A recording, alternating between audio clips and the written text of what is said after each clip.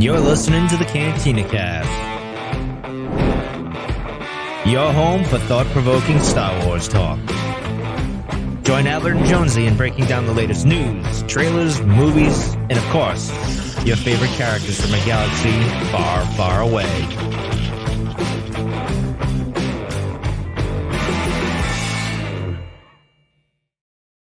Hello, everyone, and welcome to the Cantina Cast. My name is Albert Padilla, and this is a bonus episode where tonight we are going to take a very, very close look at the new Kenobi teaser trailer that just came out this week, and dive into the EW, Entertainment Weekly coverage, footage, pictures, news article that was also released this week.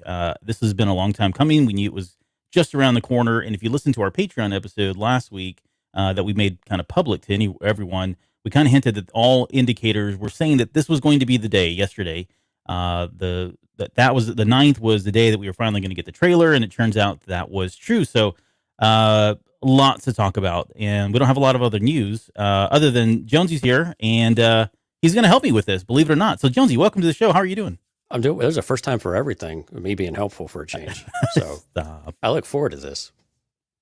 No, this is cool. I mean, something actually panned out right on time, and man, you can't ask for more than that on a Wednesday, kind of out of the blue. It's out of the blue for me because I completely forgot about it after a whole week.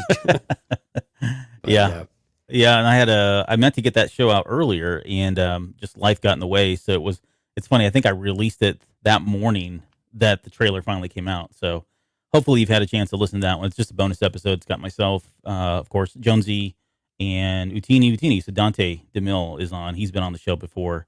But we kind of were waxing just all things theory, speculation around Kenobi.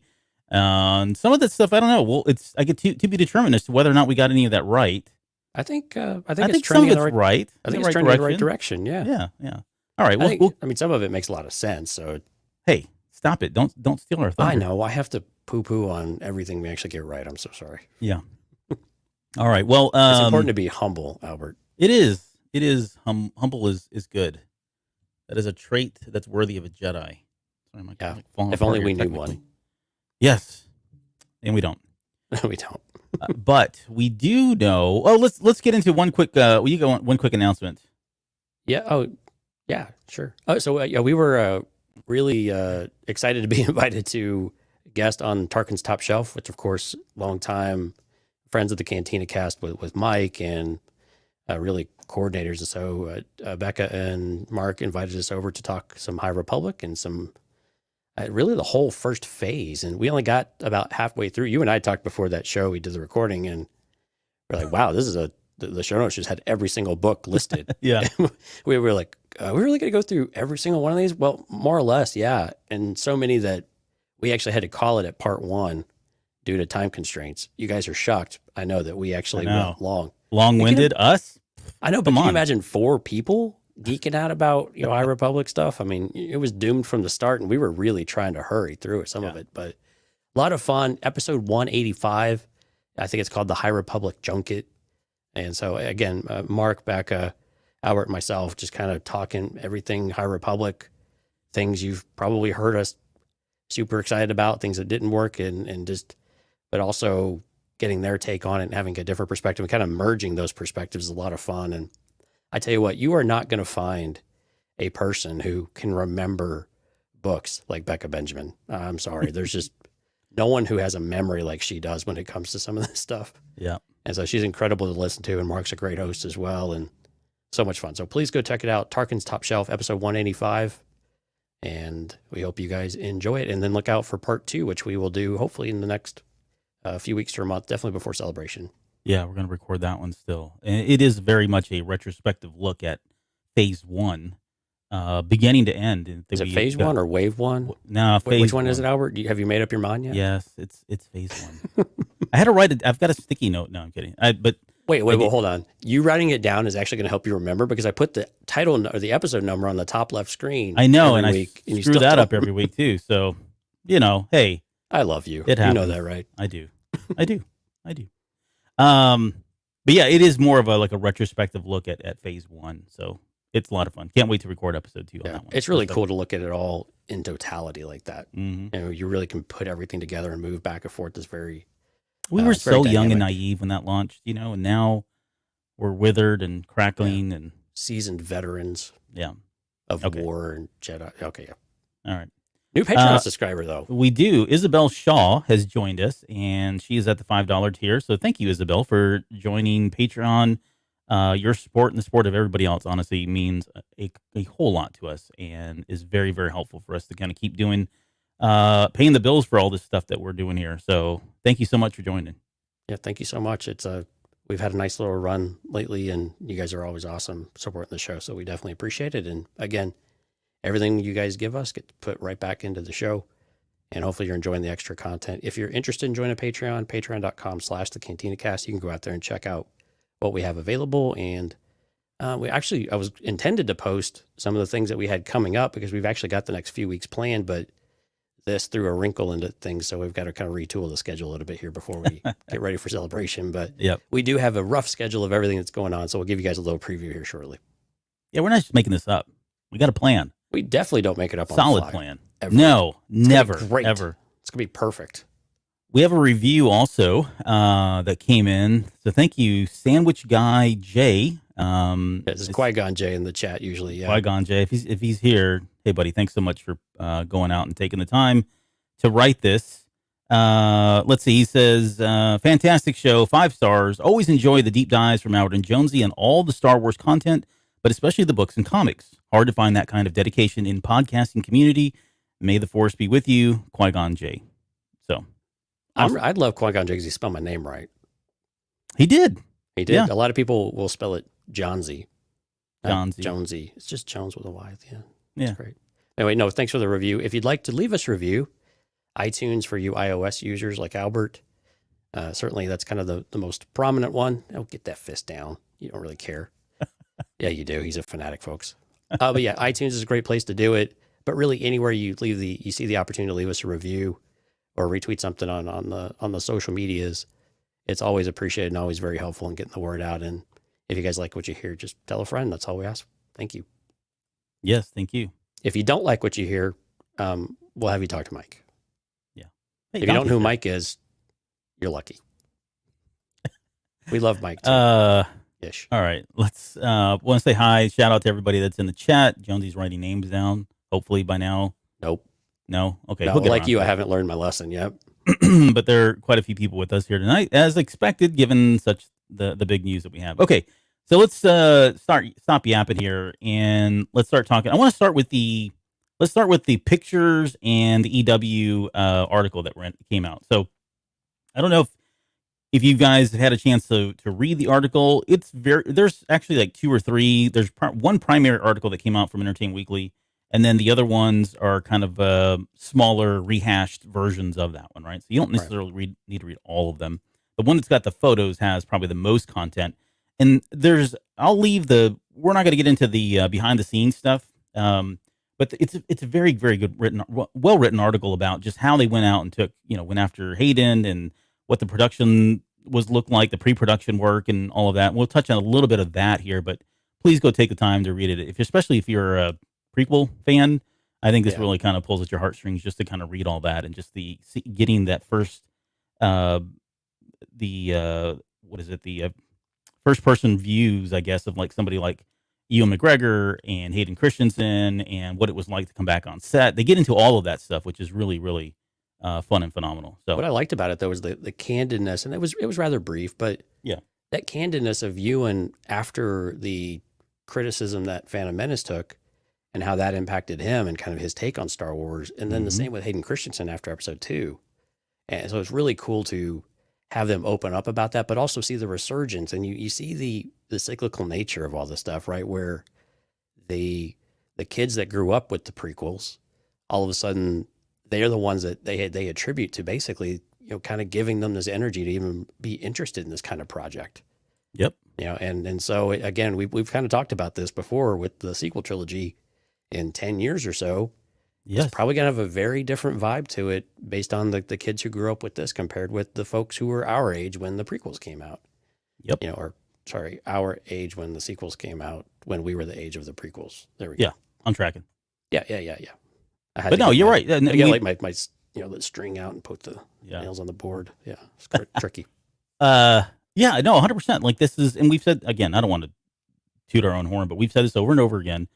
Even though people, as much as the discourse is out there around, all the new Star Wars content coming from Disney and whether or not this is quote Star Wars or not, I mean, all that's just irrelevant. That's somebody's opinion, and at the end of the day, all you need to do is look to the youth and see how much they're enjoying this content, and understand that you may not like all of it, you may not like any of it, but the fact is, Disney's doing what they wanted to do, and there are a ton of new Star Wars fans that are going to come up through the ages. And so we're going to, retrospectively, we're going to come back and look at this stuff, and it's going to be through 3 different lenses at that point. And it's going to continue. It can be very interesting. Yeah. It's generational, right? It's It really is. what And it now is. you got all this stuff in between. So it's going to be really cool to see how this stuff evolves. But Yep.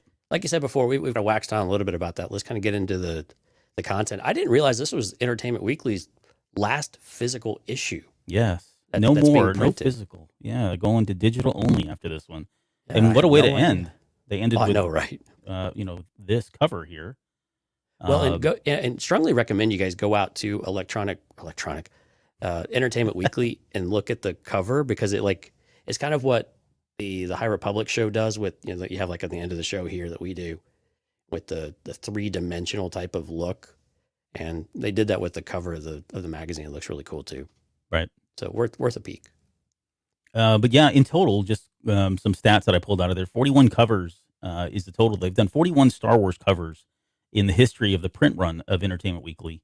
And it all started in 1997 with the special editions that released. And I don't think I have those. I have some of the episode 1, but I don't think I was really into picking up the magazines. Honestly, I thought it was just kind of a, one and done type thing, unfortunately. So I have the Time magazines when they were doing Star Wars covers. yeah. But I don't think I may have 1 or 2 in between, but yeah, I didn't really do magazines very much. Just Time was the only one that was really front and center. Mm-hmm. Well, let's go through the pictures. And so the first one here I've got the cover itself. This is the image. It doesn't have any of the text on here. Jonesy, I'm going to go to you as a field expert, subject matter expert here. Yeah. How would you rate the beard? How did that come out here for you? It's looking immaculate. It definitely does not look like yak hair pasted on this man's face. Okay, good. I know this is a point of contention for you. Yeah. I know you have gone through long sessions of therapy to get over the beard that we got in Attack of the Clones, but you're beyond that now, right? Well, multiple beards we had in Attack of the Clones, yeah. But yes, It's definitely not raw and on the surface. And actually, we have someone in the chat who is right there with me, BDN 8183. The beard. Is that Lucid? Is it? I don't know. He says the beard. We need a ranking of all the Obi-Wan beards. I cannot agree more. We should rank all 7 of the ones in Attack of the Clones. Oh. And from Wasn't worst that to- many, was it?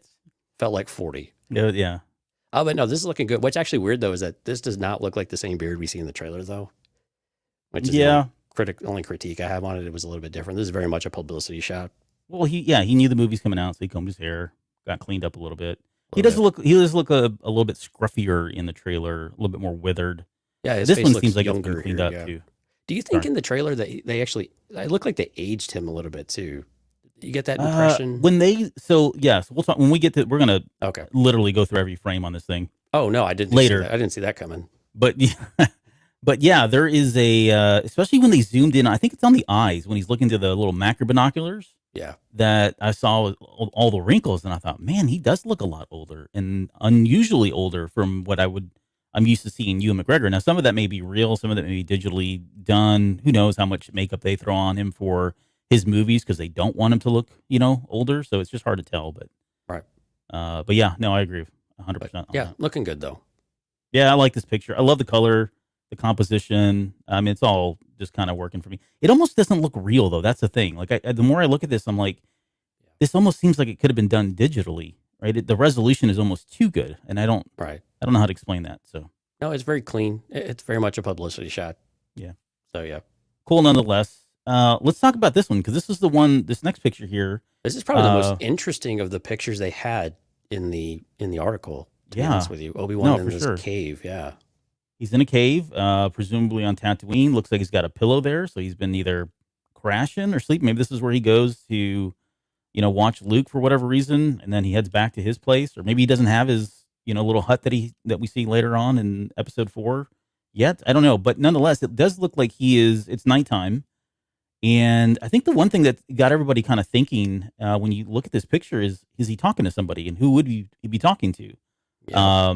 Right. And without the obvious answer being Qui-Gon Jinn, I don't know that I could think of anyone else where he would be communing with through the Force, if indeed this is what's happening. But what are your thoughts about this? Well, I mean, yeah, he's got bedding. He's got a blanket. This definitely looks like where he's camping out. And I think this is where it's important to get some context with the article, because what they talk about is where Obi-Wan is at in this moment. And this is where we encourage you to read the article rather than us kind of reading it for you, where they talk about where the writing went through a bunch of evolution about where Obi-Wan was at any given moment.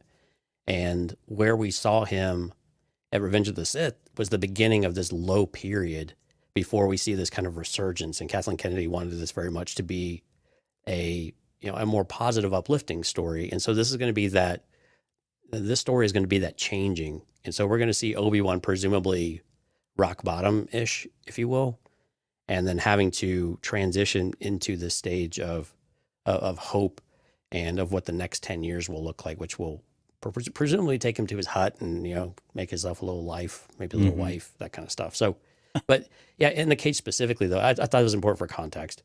But yeah, this definitely looks like he might be communing. And I think, Qui-Gon's a great choice. I think that's at the top of my list and maybe your list as well of who we would love to hear him talking with. Right. But I think Yoda is another option though, right? Communing through the Force, we've seen it with Luke and Vader, right? We've seen it in various instances where characters can communicate across, vast distances. So that they, found a way to commune is not surprising, but I would really like this if this was also some of his training of how to transcend into becoming one with the Force and retaining your essence as well. And some of that, although I have a lot of questions about whether or not we're actually going to have him very far in that journey at this point after 10 years. Yeah, true. I know we want people to go read this, but I didn't copy everything over. I do want to read this the part that you just mentioned, specifically around this image. And it says, Obi-Wan is lost. And this is Ewan McGregor speaking here. He's a broken man after what happened with the Jedi Order at the end of episode 3, but also what happened with Anakin, that he lost him to the dark side. He feels an enormous amount of responsibility for that and guilt. Yeah. And that's, if you go back and listen to the episode we did with Dante, who's in the chat, by the way, welcome. That was one of the things I think we got right. We said that he is probably going through this phase of, replaying that whole event over and over and over again, or all of the events that led up to that, and really thinking about all the clues and the signs and what he could have done and what he should have done in his own mind differently. And that level of regret and remorse and guilt is probably just weighing on him to the point of, I don't think it would push him over the dark side, but he's got to live with this. And now he's a person living in solitaire for the most part, with no one really to kind of express and speak to about this. But maybe through something like this is where he is, maybe we get him talking to Qui-Gon and just confessing about the things that he did wrong, or because he doesn't look exactly, he looks very serious here too. I wouldn't say he looks sad. The camera's too far away, but maybe that's what he's doing here. Maybe he's just kind of having a confessional, if you will, with Qui-Gon Jinn, or just another confessional. I'm sure this happens quite a bit if it is him, but I do like the idea of him just talking, conversing through the Force across the galaxy with somebody like Yoda. I think that would be really good too as well. So just so that we know that there's that connection, we got to know, he knows that he's out in Dagobah, and he's got to make sure that he's still out there in order for him to eventually tell Luke where to go. So yeah, it's probably good for them to check in every once in a while. Right. And this is an opportunity to tie in a bit with the comic that's coming out with the Obi-Wan Kenobi specifically, where he's basically chronicling and journaling his past. And it would be interesting to see him, logging these kind of despairing moments, these feelings of despair and these feelings of guilt and loneliness and failure, and some of the things that we got from the Yoda series, or the Yoda annual a few years ago. I think those are great things to explore for him. I think this is I think the way that Ewan McGregor and Kathleen Kennedy spoke about where the character is at, I think is exactly where we want him to be, because that's the most interesting time for Obi-Wan Kenobi, right? You could argue that right when he gets to Tatooine might be interesting, you know, setting up shop and figuring out what life looks like.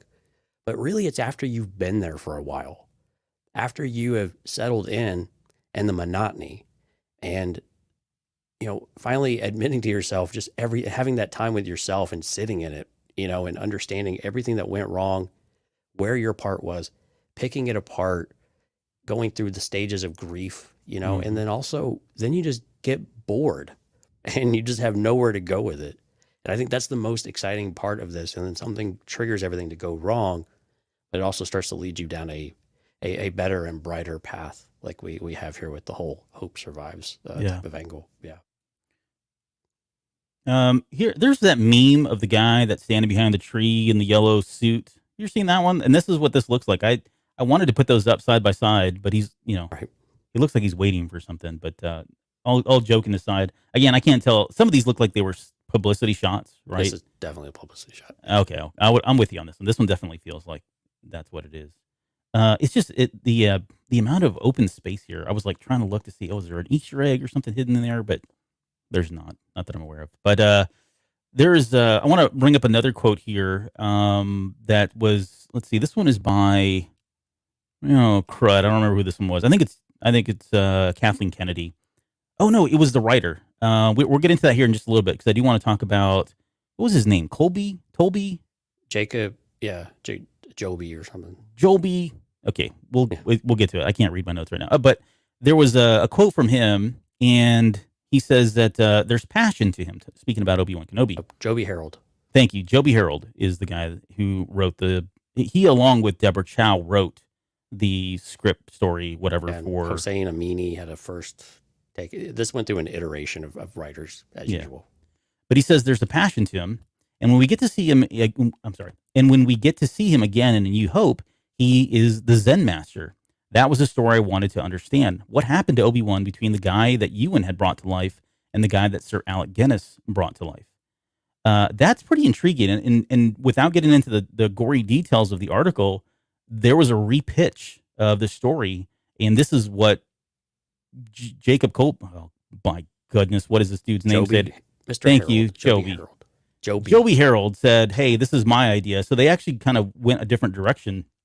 But I do like that because he's right. If you think about where Kenobi was at the end of Revenge of the Sith and where he is in A New Hope, yeah, he's older, he's wiser. But sometimes there's has to be something in there that happened. I would even argue he's already at that stage as well when we get to Rebels. When Ezra meets him, he is kind of that Zen master, and he's already replayed that whole fight over and over again with Darth Maul and all that. So I'd love I don't know if they can do it in 6 episodes, which is what this will be, but I would love to have some significant change, some significant event that is the catalyst for him to kind of go into that next stage of his life where he does make it into that Zen master kind of mentality. Yeah, and again, we've talked about this before. What's the best way to help you get to that point is to have purpose again. Mm-hmm. And I think that's what we're going to see here is Obi-Wan is going to find his purpose, settle some of the things with his demons, but that doesn't mean that he's going to let go of all of it. And again, we talked with Dante, that bitterness that comes through when he's talking about Vader is definitely still there. And we can build on, now we can give that backstory to it, which I think is going to be super exciting. This is the Jesus Christ Superstar shot of Kenobi here, which I actually love. This is another great one. We should have used this for the title card. Man, everybody's a critic. I'm just kidding.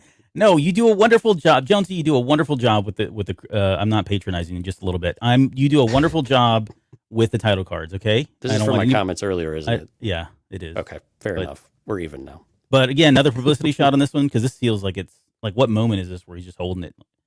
Yeah, kind of. I mean, granted, we do have a shot in the trailer on the planet of Dayu, and that kind of fits with this. Similar. But again, yeah, but it feels like another publicity shot. Yeah. I don't know why I've got that twice in there. And here we go, Uncle Owen, along with. Now, this is the character we mentioned that was leaked a couple weeks ago. Reva. I don't know if it's Reva or Reva yet. I haven't heard anybody. Heard it pronounced both ways. So okay. I'm going to go with Reva because I like that. Yeah, Reva sounds cooler to me too. But yeah, I don't. This is if this is truly in the episode, this is very confrontational. So it seems like they'd be really close. And I don't know if this guy, I don't know, is Owen the kind of person that is going to kick up a dust storm? No pun intended. Is he going to be out there trying to like get in the face and draw attention to himself? I don't know if that, I don't know how I feel about that. Yeah, maybe not. And again, when we get to the trailer, we'll talk a little bit about the snare. I think this is a shot from the actual show, because it just fits too perfectly with some of the lineup that we have when they're out in Tatooine, and Yeah. we've got some scenes there we'll work through. But yeah, I mean, again, we see Owen as a very crotchety old man in A New Hope, Mm-hmm. and so he's got to get there at some point. He definitely wasn't there in Revenge of the Sith or in Attack of the Clones or anything like that. But a lot of stuff is going down, and when you talk about things that can help him sour on Obi-Wan Kenobi and really start to turn his opinion or turn his perspective on things, especially when it comes to protecting Luke, well, someone gazing you down like that and you feel threatened like this is probably a good way to start doing it. So this is Moses Ingram, who's the actress, by the way. Right. And she's fantastic. So I'm really looking forward to what she's going to bring to the table. Oh, and then I think this feels like it's right out of the movie, but we've got the picture now of him in his poncho, mind you. Love the fact that he's got a poncho on. If you're following me on Twitter, I reposted something from 2 years ago that had all the ponchos I could dig up in Star Wars throughout everything that's ever come out. And so I need to add now this man's poncho into that same list. But he's here with that Eopie. I don't know what the lifespan of an Eopie is, but I would love to think that this is the same one we saw him right off in Revenge of the Sith. I think is what he had. Yeah. I think so. Maybe this should have been the title card. Just saying. Well, there you go. Why not make it? It could have been just the Eopie only, and it probably would have worked just as well. Okay. This is another shot here of Reva, and not a whole lot going on here other than she's standing at attention. We'll talk about the armor in a little bit. I like it quite a bit, actually. It reminds me of certain armor sets that came out in the Old Republic. So, for what that's worth. Right, it really does. Yeah. Another shot here of her. Well, this is definitely from the footage, at least, that we saw. Another shot, another angle of Reva squatting down on some rooftop. We'll talk about the back. Those characters are ER, which I don't know if it's really like an emergency room or not. I have no idea, but still, the lighting. So we'll get to that too. Like the color and the lighting and everything for all these episodes. Like, I mean, this is like great stuff coming out of Deborah Chow if she's like behind all this. It's amazing. Oh, they're using the volume still. The what? The volume. The big virtual screen. Yeah, right. Yeah, I saw did you read that part in there where he dropped his lightsaber in between that? Yeah, and Hayden, he was trying to keep her from Hayden because he gave Hayden so much crap. Yeah, about losing his lightsaber. That was fantastic. All right, go read the article again. That's it. Those are the publicity shots, or I guess the shots that we got, some of the stills, with the exception of, let's see, this one in the cave, that one, maybe the Jesus Christ one. Yeah, most of these they're kind of lifted maybe out of the trailer or different angles or shot around that same time. Right. Anything else stand out to you from the article? I've got a couple more things here. No, I mean, just aside from one of the other, it wasn't really much of an article, but the visual that came out today. I haven't seen that yet today. Oh, of a certain Dark Lord. Oh, yes. Sorry. I didn't get that one in here. You're right. Yeah. I meant to pull that up. Here, we'll talk about it, and I'll see if I can get it up, because I do want to. Yeah. Like to hear about it. Here it goes. Yeah. So in Entertainment Weekly today, they went and did a secondary article with a first look at Darth Vader in Obi-Wan Kenobi. Now, this appears to be, we're presumably this is going to be on Mustafar. It looks like he's in his chamber, his meditation chamber. He's fully dressed, as Albert gets it up here. We'll take a look at it. So it's really nothing special, but the aesthetic is very Rogue One-ish of what we had there. So if you picture that, for those that are listening, if you picture what we saw in Rogue One, not when he was in a bacta tank, but just when he was standing around, just the general environment, that's the vibe you're going to get for what we see in Obi-Wan Kenobi. So again, he looks legit. It's kind of more of a silhouette of sorts, but you could see the lights and everything on him, and it looks really good. And again, it was just, there's not a whole lot more I can say about it, Albert. There you go. Man, right on time. But yeah, so he's got a little light behind him, so you can't really, you can just see the silhouette with the lights on his, on the front. and then some red lights all around the room, and a little bit of the fog machine going in overdrive there. But again, looks good, looks creepy, fits the vibe with what we were seeing with in the trailer itself or in the teaser itself with the Inquisitors as well, with their home base there. Yeah, I mean, this is red meat for the fans, Oh, yeah. 100%, and it's curious as to why. We can talk about it now. In that trailer, we didn't get anything of Vader until the very end when we hear the breathing. I mean, we all knew he was gonna. I guess if you've been following the news, you knew he was going to be in that. I think for the casual viewer, casual Star Wars fan, they may not have, right? They knew that they may have known there was a Kenobi series coming out, and that's probably the extent of it. But I think that was enough. But I mean, can you imagine if they had thrown actual footage of him walking in? We would have lost our minds. And they're probably saving it. I don't think we're not going to get something actually see Darth Vader on screen as part of a teaser or a full feature trailer. It'll probably be at the very end or something. They're going to save it. But I mean, this is like red meat. No pun intended. It's like circa 77. It has feelings of like Empire with the lighting and the lights that are there. Very reminiscent of some of the stuff that we're seeing in the comic books. And I mean, this is just, I don't know, exciting stuff to have Hayden Christensen back in the costume again.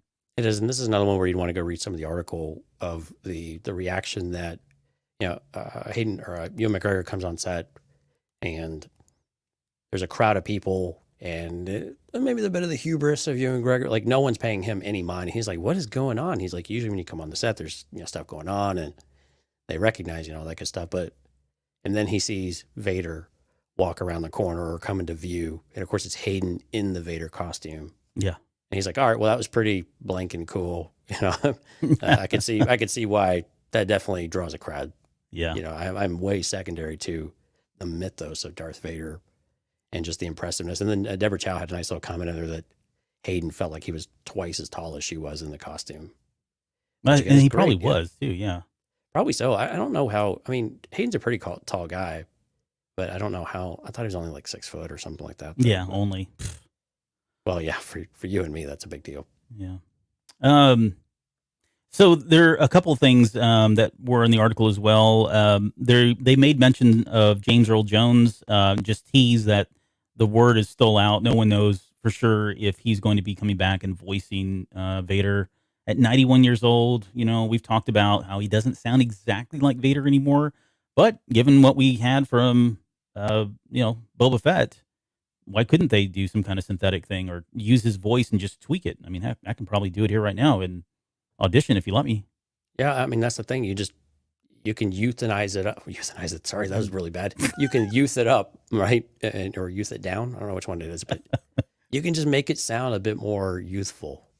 And I think that would work. So I'm going to go ahead and put a percentage at every year of James Earl Jones's life, a minimum percentage he is going to be the voice of Darth Vader. So for those at home, he's 91 years old. Headless Ned Stark says, Hayden is like 6'1", 6'2". I have met him twice, and he's a little taller than me, and I am 6 feet.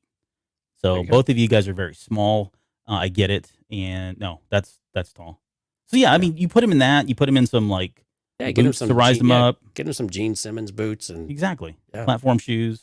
Get him in the helmet. Yeah, he's probably up there. 6'12". Probably a good 6'5". Probably 6'12". 6'12". Yeah, nicely done. Jeez, whatever. Americans in your imperial system. But I mean, it's got to be James Earl Jones, right? Yeah. No one has ever not voiced Darth Vader in a on-screen show, movie, anything. Just video games, right? Yep. So I don't see that. Well, no, I mean, yeah, except video games, right? He's always done the voice. Right. There was, he says, something else from the Headless Ned Stark said, not to mention he's one of the friendliest actors I've ever met. I think he's Canadian. Yeah, right. Those guys they don't have a hurtful bone in their bodies. They really don't. They're amazing people. Yeah, they really are. But the, notwithstanding, in the article, you get a sense of this too. Seems like a very level-headed, humble, grounded person, even though, he's reached the level of stardom that he has. I mean, and don't get me wrong, I'm not saying he's an A-list actor. We won't start that whole debate again, like we had in Discord one year. But he's definitely a actor who's synonymous with one of the greatest arguably one of the greatest, if not the greatest, villains of all time in on screen. So let's see. There's a couple last couple things here. Just quick notes that came out of that article. Again, we said 6 episodes total.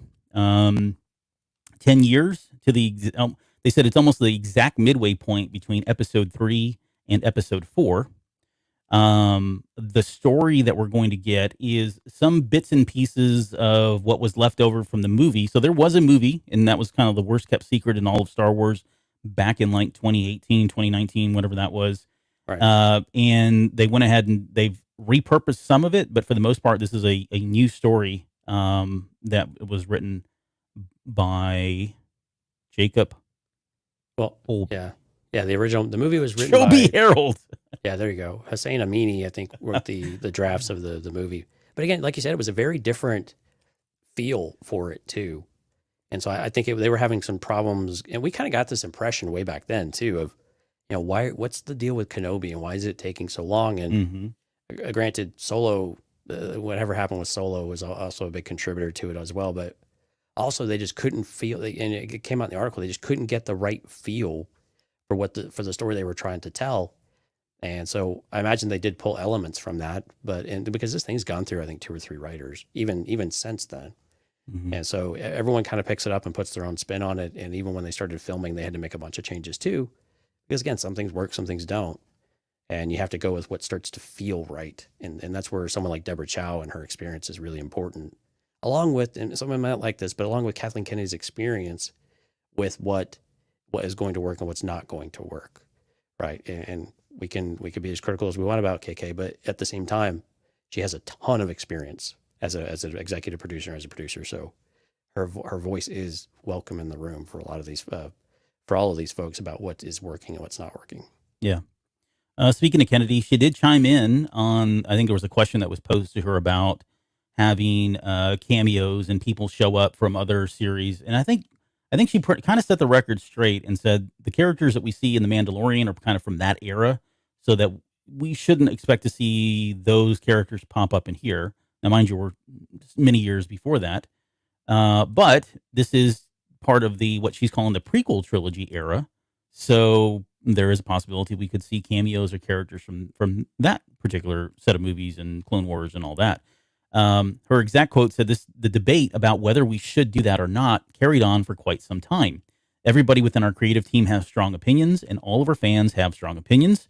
So when you realize that you're under that level of scrutiny, certainly a story point like that is going to be scrutinized at every high level. We talked about it constantly.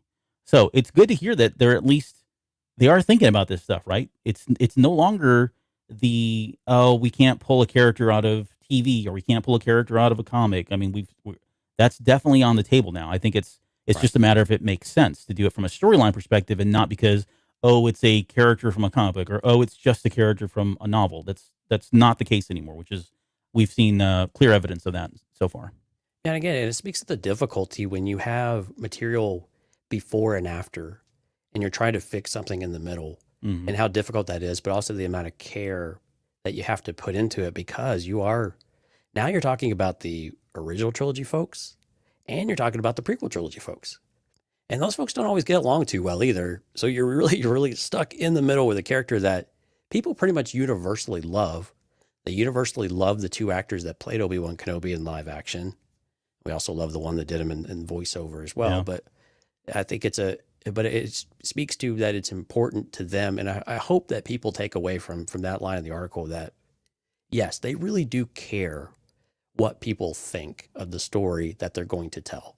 They want it to be enjoyable, but they also want to be true to themselves and be authentic for where they think the character is going and what they think is interesting and what seems plausible and reasonable for where the character should be going in order to make it feel interesting and not just a rehash of the things that we've already had written about the character in a book or in a video game or whatever it is, and still have it feel fresh, but also it fits.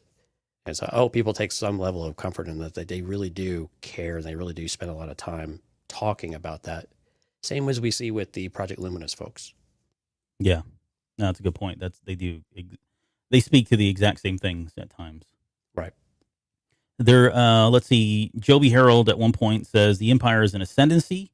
all the horrors that come with the Empire are being made manifest through the galaxy. So everything that was in the prequels has crumbled. The Jedi Order are all being wiped out, and those Jedi that have survived are all on the run and they're hiding. And I think that's been the premise. I think we kind of knew that. That's if you played Fallen Order or you saw Rebels, you knew this was kind of what was going to happen. So it's good to have confirmation there.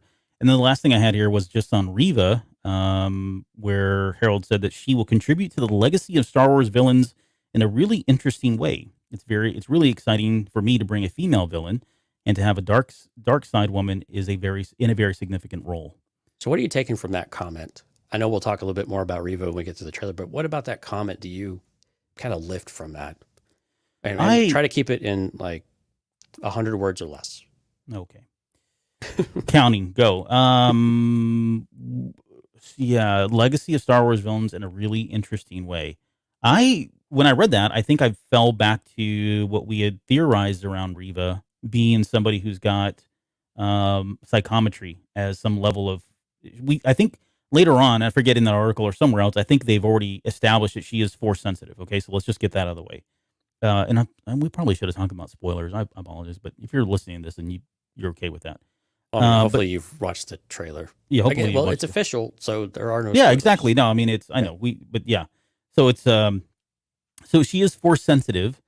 If she is hunting the Jedi and she is a unique villain, and they've somehow again found a way or found Kenobi or have a trail that leads to Kenobi in some way, which does sound like it based on the trailer and some of the things that we've seen in the trailer, unless they're kind of throwing us off there. It sounds like they are on the trail of him. They are looking for him specifically, which makes sense if Vader's wanting to get rid of him if he finds out that he's out there, right? But I think a unique character trait or a unique power that she can have is the psychometry, because we have not had it outside of what we had in the Clone Wars with Quinlan Vos, but that ability to be able to touch objects or go to certain places and kind of know who was there, what they were doing, right? Basic level, kind of high level understanding of where they were going. That would prove to be very difficult or very interesting, I think, especially if, I don't know what happens to Reva, but when we get to Fallen Order, she's not in that. She's not in Rebels. So, maybe Kenobi kills her in this, but she was the main reason why so many of the Jedi were hunted down and they were able to find them, even though they were scattered across this massive galaxy. They're not, they can't get away from her. At some point, it's just a matter of time before she catches up with them. And maybe it's Kenobi that finally puts her down and, allows everybody else to kind of live their lives out and show up later on in series. Right. Well, and again, I think another angle for that is potentially that we know that the Grand Inquisitor came from the Jedi Order, right? Mm-hmm. He was one of the guards. Yeah. And we know from the comics that the Inquisitors in general all have come from either the ranks of the Jedi or they've been force sensitive and identified. And so again, I'm wondering if we're going to get a bit more of another character who's fall from grace from the Jedi Order. Although she's a bit young, so she would have been a Padawan, perhaps still a youngling, but probably just a Padawan still during that time. Mm-hmm. And so I think again we might see it from an angle of, and maybe we see this from the Grand Inquisitor as well, more of that in the live action about what it is that brought them to where they are now. And kind of what that might look like, kind of more, peeling back the curtain again. Only 6 episodes, but again, more peeling back the curtain as to why these Inquisitors are who they are and why they are doing what they're doing. And there's a backstory to everything. And I think this is a character we could really gravitate to and grab onto. Yeah. Yep. And hey, but I know we're about to switch over the trailer, but I do have to take issue with Headless Neck Stark here. So he said Chris Pine. So this is a bit of an inside joke on Discord. Sorry, folks. Chris Pine has always been a debate of A-list and for just fun. So he said, Chris Pine is like the 4th best Chris behind Hemsworth, Pratt, and Farley. I'm going to take offense to this. My first name is Chris. There's Christopher Walken. There's Christopher Lloyd. There's Chris Cross. So, come on. There's a bunch of really awesome Chris's. And if none of those are better than Chris Hemsworth, I don't know who it is. I'm kidding. Chris Hemsworth's a god. He literally is. It literally is like in every, yeah. Anyway, yeah. So that was just funny. Okay. I was going to distracted from the show. I was going to ignore that one because it was going to open up a can of worms again in that whole debate, but glad you brought that up. Thank you. And now here we go. I expect Ned Stark to give us a revised list. He says, just saying Pine is way low on the list. So there you go. All right. Well, I need a revised list. Okay. All right, let's get into the trailer. Let's do it. Where we'll spend the next 2 hours. Whoa, I don't want let me get the audio turned down. It's like we don't want to blazing loud here. I thought you were going to try to keep us from getting oh no, on YouTube again. We're come on, bring it on. They can challenge me if they want. I got this. Let me do this. I'll just turn it down here. Okay. So here we go. We open with the dust of Tatooine, or sands of Tatooine. And I'm going to say that's Obi-Wan Kenobi riding that Eopie back there. Yep. It's an interesting shot, though. And again, I love it. Artistically, it looks wonderful. Especially with, the sand in focus at first, and then it goes out of focus like that, pretty cool stuff. But I don't know. It's interesting read on this one, like what's going on here. You think he's just heading into town at this point? Yeah, establishing shots. Okay, that's good enough for me. We then flip over to a very quick shot of him coming into town, which is interesting that he would do so. But I mean, he's trying to blend in, I would assume, trying to look like the others. I mean, he certainly got the garb. He doesn't stand out, which you'll see them do a lot of times with TV shows, right? So that your focus is on them, aka right. The mods. Yep, definitely looks like Mos Eisley. Mos Eisley, I would agree. And he's got like these. Well, I was trying to look at what he's got on the back there. It just looks like normal stuff. I was trying to see if he has his tools. Packs. Because when I get to this shot here, this next one here, right, where he's standing here, he's cutting something. Yeah, it looks like meat. Yep. Looks like meat in a meat market. And then later on, when they're going back to the picture, let me show you this real quick. Sorry. I'm going to go back to the Eopie shot. He's got something red in his hand. You see that? Yeah. Down here.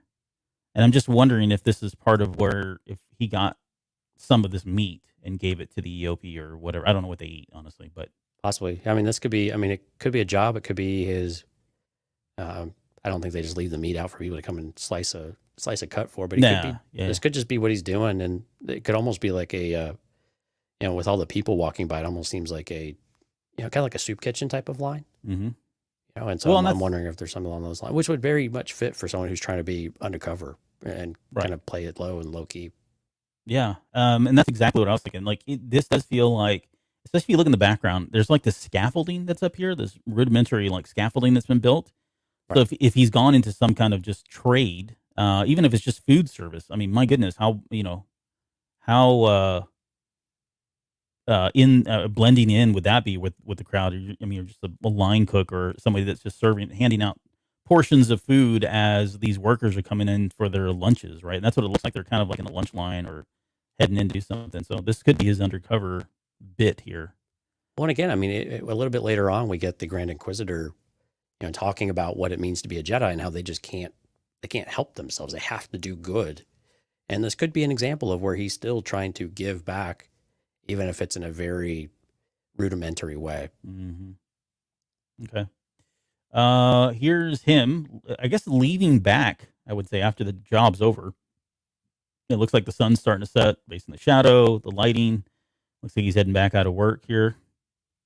Not much to that. We get the line of "the fight is done." Let's talk about that real quick. That whole line, that the quotes that we get from Kenobi: "The fight is done. We lost. Stay hidden." And that's kind of where it ends, right? Yeah. There's been some talk about whether or not that's him talking to people or who he's talking to. I didn't take it other than if he's talking to anybody, maybe this is another message that he's somehow sending out or something. But I don't necessarily buy that this is in the show either. We've had this before with Star Wars and movies and TV shows. In some of the trailers and teasers, they say things that never show up in the movie, but they make great sound bites for a trailer like this. Absolutely. But what do you think we're actually going to get this, or is it just kind of a recap for people to understand that, hey, they're in hiding?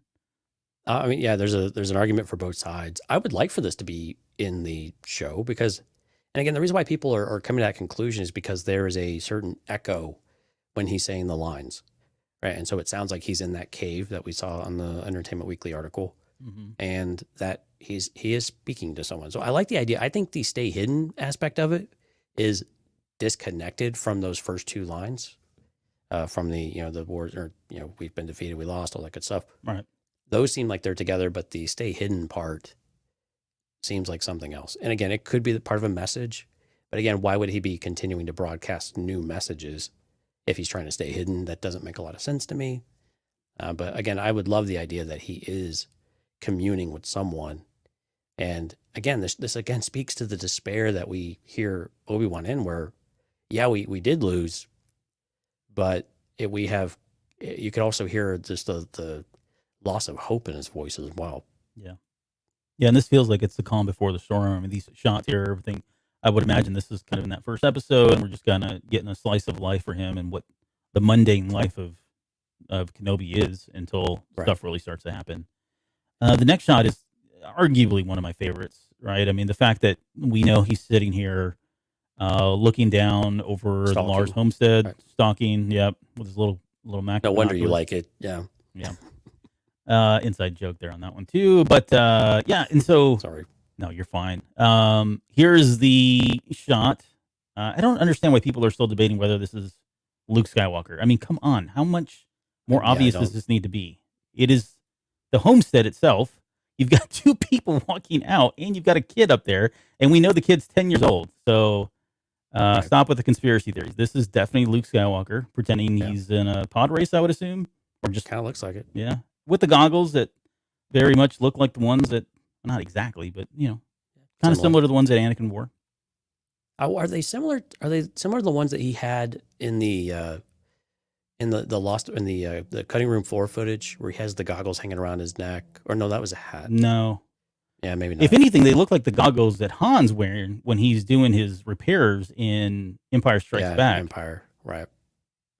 Yeah, they good look like point. that. But actually, the most disturbing part of the scene is both Beru and Owen walking out of the hut in the exact place that they're going to die later. No, that's true. Poor guys. I can't. Yeah, it jumped in my head. I'm like, oh gosh. Yeah, there's your final resting place right there. Right. I hope you like that spot. I was trying to see. I don't see any droids either. It doesn't look like they have any droids yet. If they are, they're down there doing stuff, or maybe they're working on the evaporators. Right. But yeah, this is a cool shot here. Now, whether or not we see Anakin, Luke, I think we are. I think we're going to have, like, why waste this kid? Why waste the opportunity for him to have a moment where he's talking to him, even if he doesn't know who he is, or maybe he does. I don't know.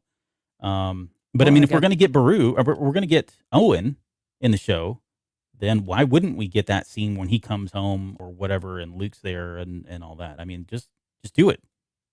Yeah, I mean, and you and I had spoken about, how much we would want to see Luke.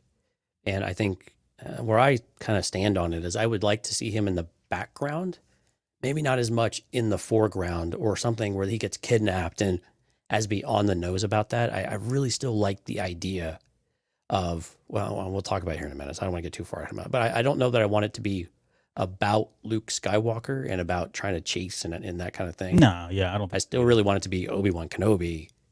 But again, with the backdrop of protecting Luke Skywalker and that he is around, he is there.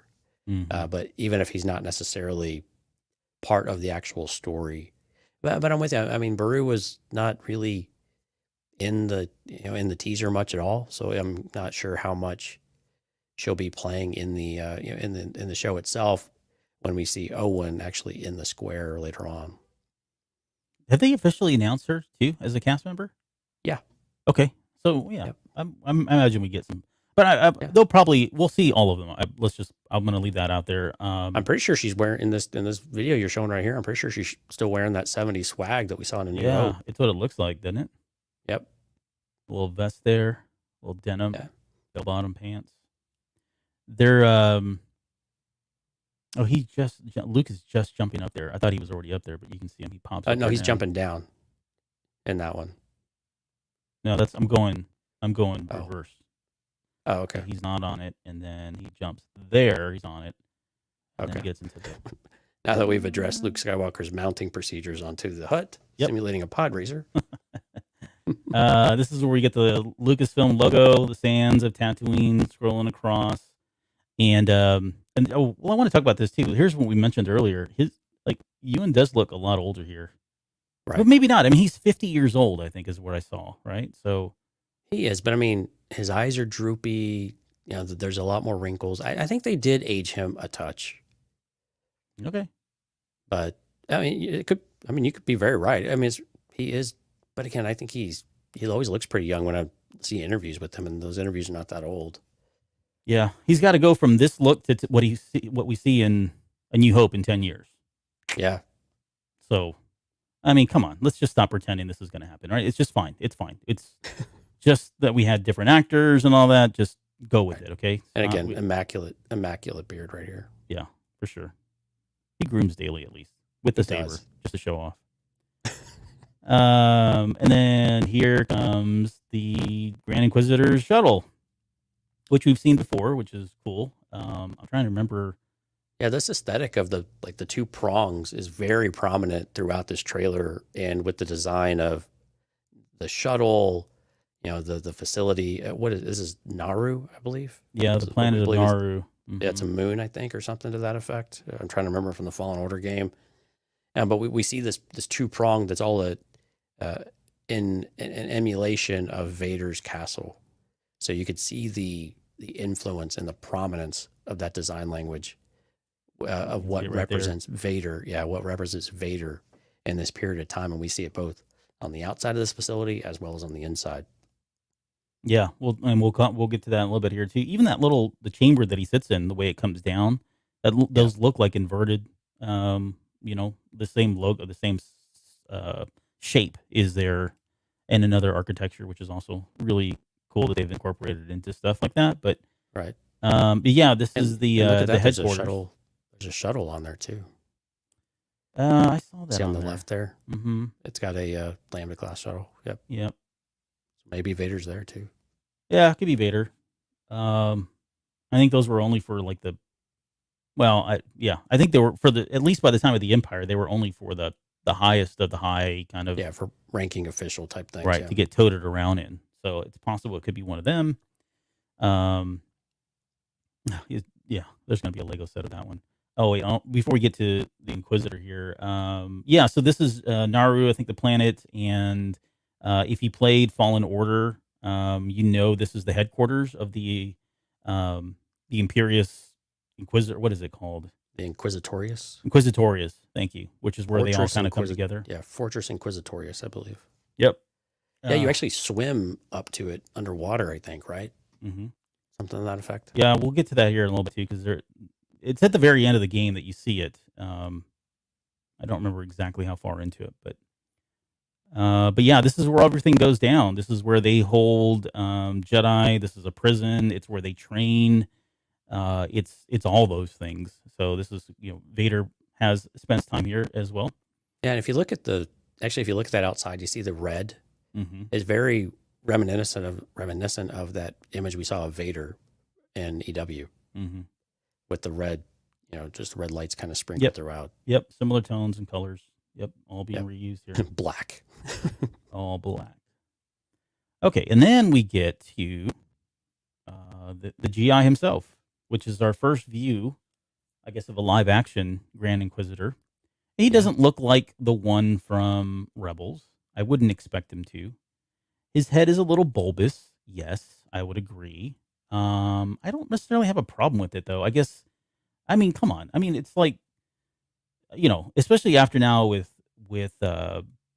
Ahsoka and some of the other characters. I mean, this is just, I don't know. This doesn't bother me anymore. Like, I get it. It doesn't look the same, but I'm going to hold any reservations about whether I like this character once we see him and see the whole series. But I agree with you. I think the only thing that's a bit when you look at, let's use like Cad Bane as an example. Mm-hmm. They maintained some of the things with Cad Bane, and they dropped more, I think, on this character than they had in any other instance, right? Because he had the grooves on the face. It was a bit of a longer face. He also had very sharp teeth, and this one's just kind of humanoid in that respect. So it's quite a fundamental change from the Grand Inquisitor that we see in Rebels. Yeah. I'll give him that. It is very, very different. And so what I'm curious about is it really the same exact character, or is it something different at this point? I mean, it's probably the same character, but yeah, it's a stark contrast to what we had before. So yes, I guess it's possible that this is a different GI. I don't. Maybe it is. It could be. I'd be fine with that too. Like, hey, I this mean, is the the first markings one. are all the same, so Right. it's difficult to go too far with that one. Yeah. No, you're right. Yeah, his forehead markings are almost identical. Well, they are identical. So Right. probably not. But He's also got some badge, and the Grand Inquisitor didn't have a badge, but that could also be a differentiator between the other Inquisitors as well, mhm. just to signify rank, because they've all got similar armor. His eyes are the only thing that I wouldn't say I'm disappointed in, but that was one of the cool aspects of the Grand Yeah, Inquisitor in Rebels. white and orange. Yeah, he had like that stuff going on. orange colored eye, and it was menacing, especially when you know his the red.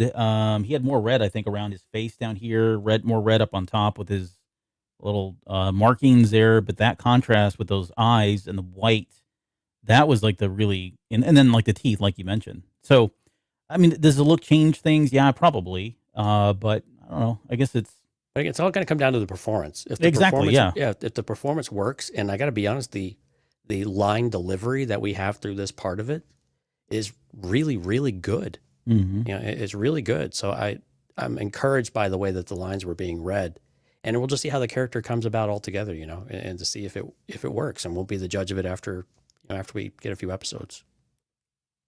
Also in the background is the fifth brother. We'll get a better shot of him a little bit later there on the Yeah. left hand side.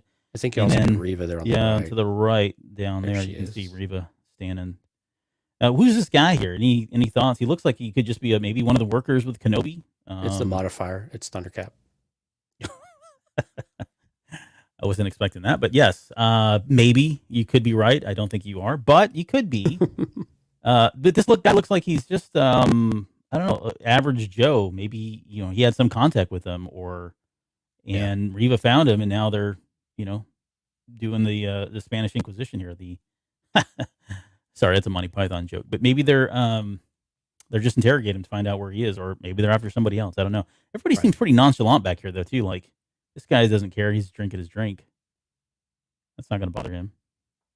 Hey, before we go to the next shot, which I already did, let's talk about the voiceover here, because then we get that, I guess what I'm assuming is the Grand Inquisitor saying the key to hunting Jedi is patience. Jedi cannot help what they are. Their compassion leaves a trail.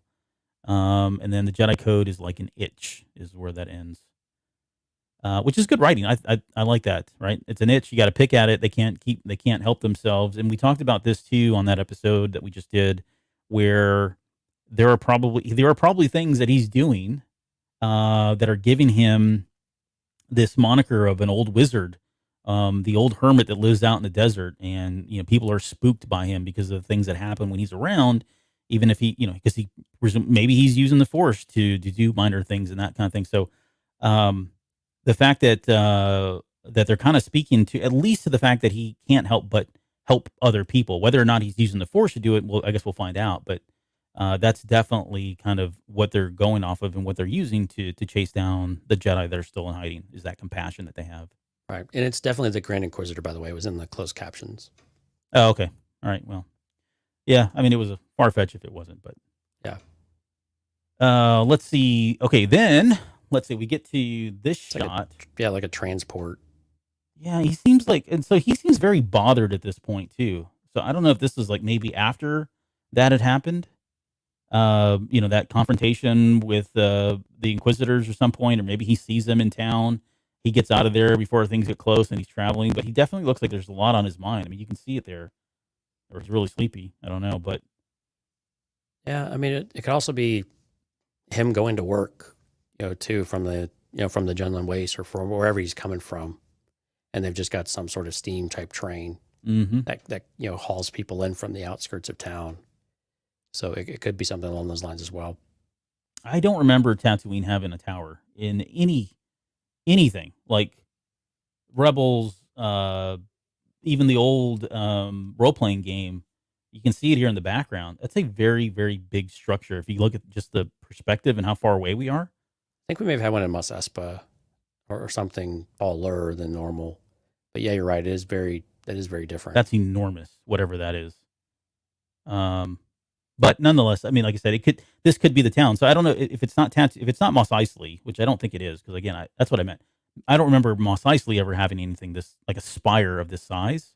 Right. But it could be another town that we're just not familiar with, and maybe that's where he's working. Maybe he's not working at Mos Eisley. Although that would be the most obvious place for him to work, since it's close proximity to where Luke's at. Well, but we also knew they had to journey a little bit to get there in A New Hope too, and they overlooked it. So I mean, there might be other small outposts that we haven't got as much of attention, but we'll just have to see. There's a guy up here. You see that hand? Yeah. I've been trying to it goes so fast, and I can't get a good shot of it, but I don't understand what's happening there. It's just somebody laying on the top there. I know, it looks like he's almost laying up there. Uh-huh. That's not ominous. Yeah, it's not. Maybe that's maybe it's somebody from the sound team or whatever that was in the shot, and they just kind of laid down to make sure nobody that'll get rubbed out here later. But yeah, there's really not a whole lot here. Other than these people do look like workers. They look very bored. Again, everything is kind of one tone, couple tones. But yeah, there's something about his look that's troubling there. He's kind of looking down. Unless he just is like us and hates our job, and right. It sucks that he's going into work. Again, he's a loner at this point too. So he's just not. He probably doesn't make any friends because he's just not sure what that might bring on people too. Mm-hmm. Ned Stark says it could be Gene's guy. David Lozano is with us tonight. He said he's a hood ornament. I like that. Oh, Tower at Anchorhead. Yeah, maybe. If it is, it's new, and that's fine. I'm totally fine with that. It's just right. It caught my eye that I don't remember ever seeing anything that big. Yeah, we keep forgetting about Anchorhead, don't we? Yeah. Well, it's a little. We've not seen much of it on the screen. Okay. Let's see. So we get the excuse me. We get this scene here, which is very similar to the video game. So much of the fortress is underwater, and you can see there's water in the background. We've got the fifth brother. We've got Reva. Who is she? We don't have any note. Is she one of the sisters? I mean, she's got to be. I just don't remember which one. She's got the lightsaber on her back. Well, I mean, I don't know if they actually have to be a sister or brother to be part of the Inquisitors, but it's definitely someone. And it looks like a species we haven't necessarily seen before either, unless because she's kind of got tendrils as well. Yeah, coming out of the back of her head, like at the bottom though. Yeah, so it's difficult to tell if they're kind of matted down or clipped or something like that. But yeah, it's a little bit different than what we've used to seeing. But no, there's no official designation for her that she's another sister or that she has a name. But she's definitely present in a few of these images here. So I'm assuming we will learn who she is soon enough. Yeah, she's definitely seems to be like some kind of a muscle. A little bit later we see that. And yeah, we pointed that out earlier that inside we were getting some of that same imagery, and you can see here this throne, which I would imagine is where probably the Grand Inquisitor sits, if not Vader. But yeah, not throne, but that chair. You've heard of high back chairs. This is like a way high back chair. Right. It's very tall, but it definitely looks like the Tower of Mustafar and the Inquisitor ship as well. Anything else you want to point out here? Nope, I think that's about it on that one. I like the aesthetic too. It's it feels very Empire. Yeah, I mean, it's very utilitarian, right? Very basic, not a whole lot to it. And it very much fits what I would think Vader, his kind of style is, if you will. I like that they have like average stormtroopers just in this room. Yeah, protecting as quote guards. Right, oh, protecting the Inquisitors. Like, why would you put like somebody else in here? Like you're the best of the best, or dark troopers. I don't know. Rather than these Joe blows here, but right. And we've got a little bit of chat going on about what the species is of the other Inquisitor there, and it kind of reminds me of Indira Stokes just a little bit from High Republic, a little bit. Okay. So, but yeah, that's about the only imagery. It's about the only imagery I can conjure up right now. But yeah, if somebody has a theory, definitely toss some species out there about what they think they're seeing, and we'll take a look at those. Yeah, Dante says, I'm pretty sure we've seen that species before in live action, but I can't recall at the moment. The one that came to mind was honestly, there are several species that are shown very quickly. I think it's in Attack of the Clones as Jedi, and she looks similar to like the little tendrils in the back, but I think you're right. I'm thinking more of Indira Stokes' race there, or species. Right. But, okay.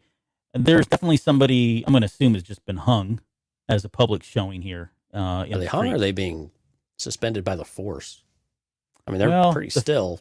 So yeah, I would say based on like people, the way people are kind of hugging each other and like, I think mean, if this isn't thing was being suspended, they would have different looks. This looks like they're witnessing somebody who's just been dead and they're like mortified by it. No pun intended.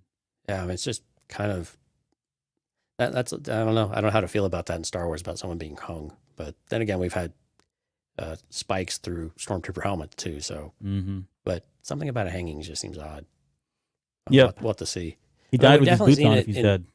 Right. Yeah. I mean, we definitely saw in The Mandalorian where, they had people tortured in those little, it was kind of like on a stand, but they were electroshock, they were kind of almost like a capsule. Mm-hmm. So again, torture and things like that aren't exactly, foreign to Star Wars, but a hanging is quite unique, I think.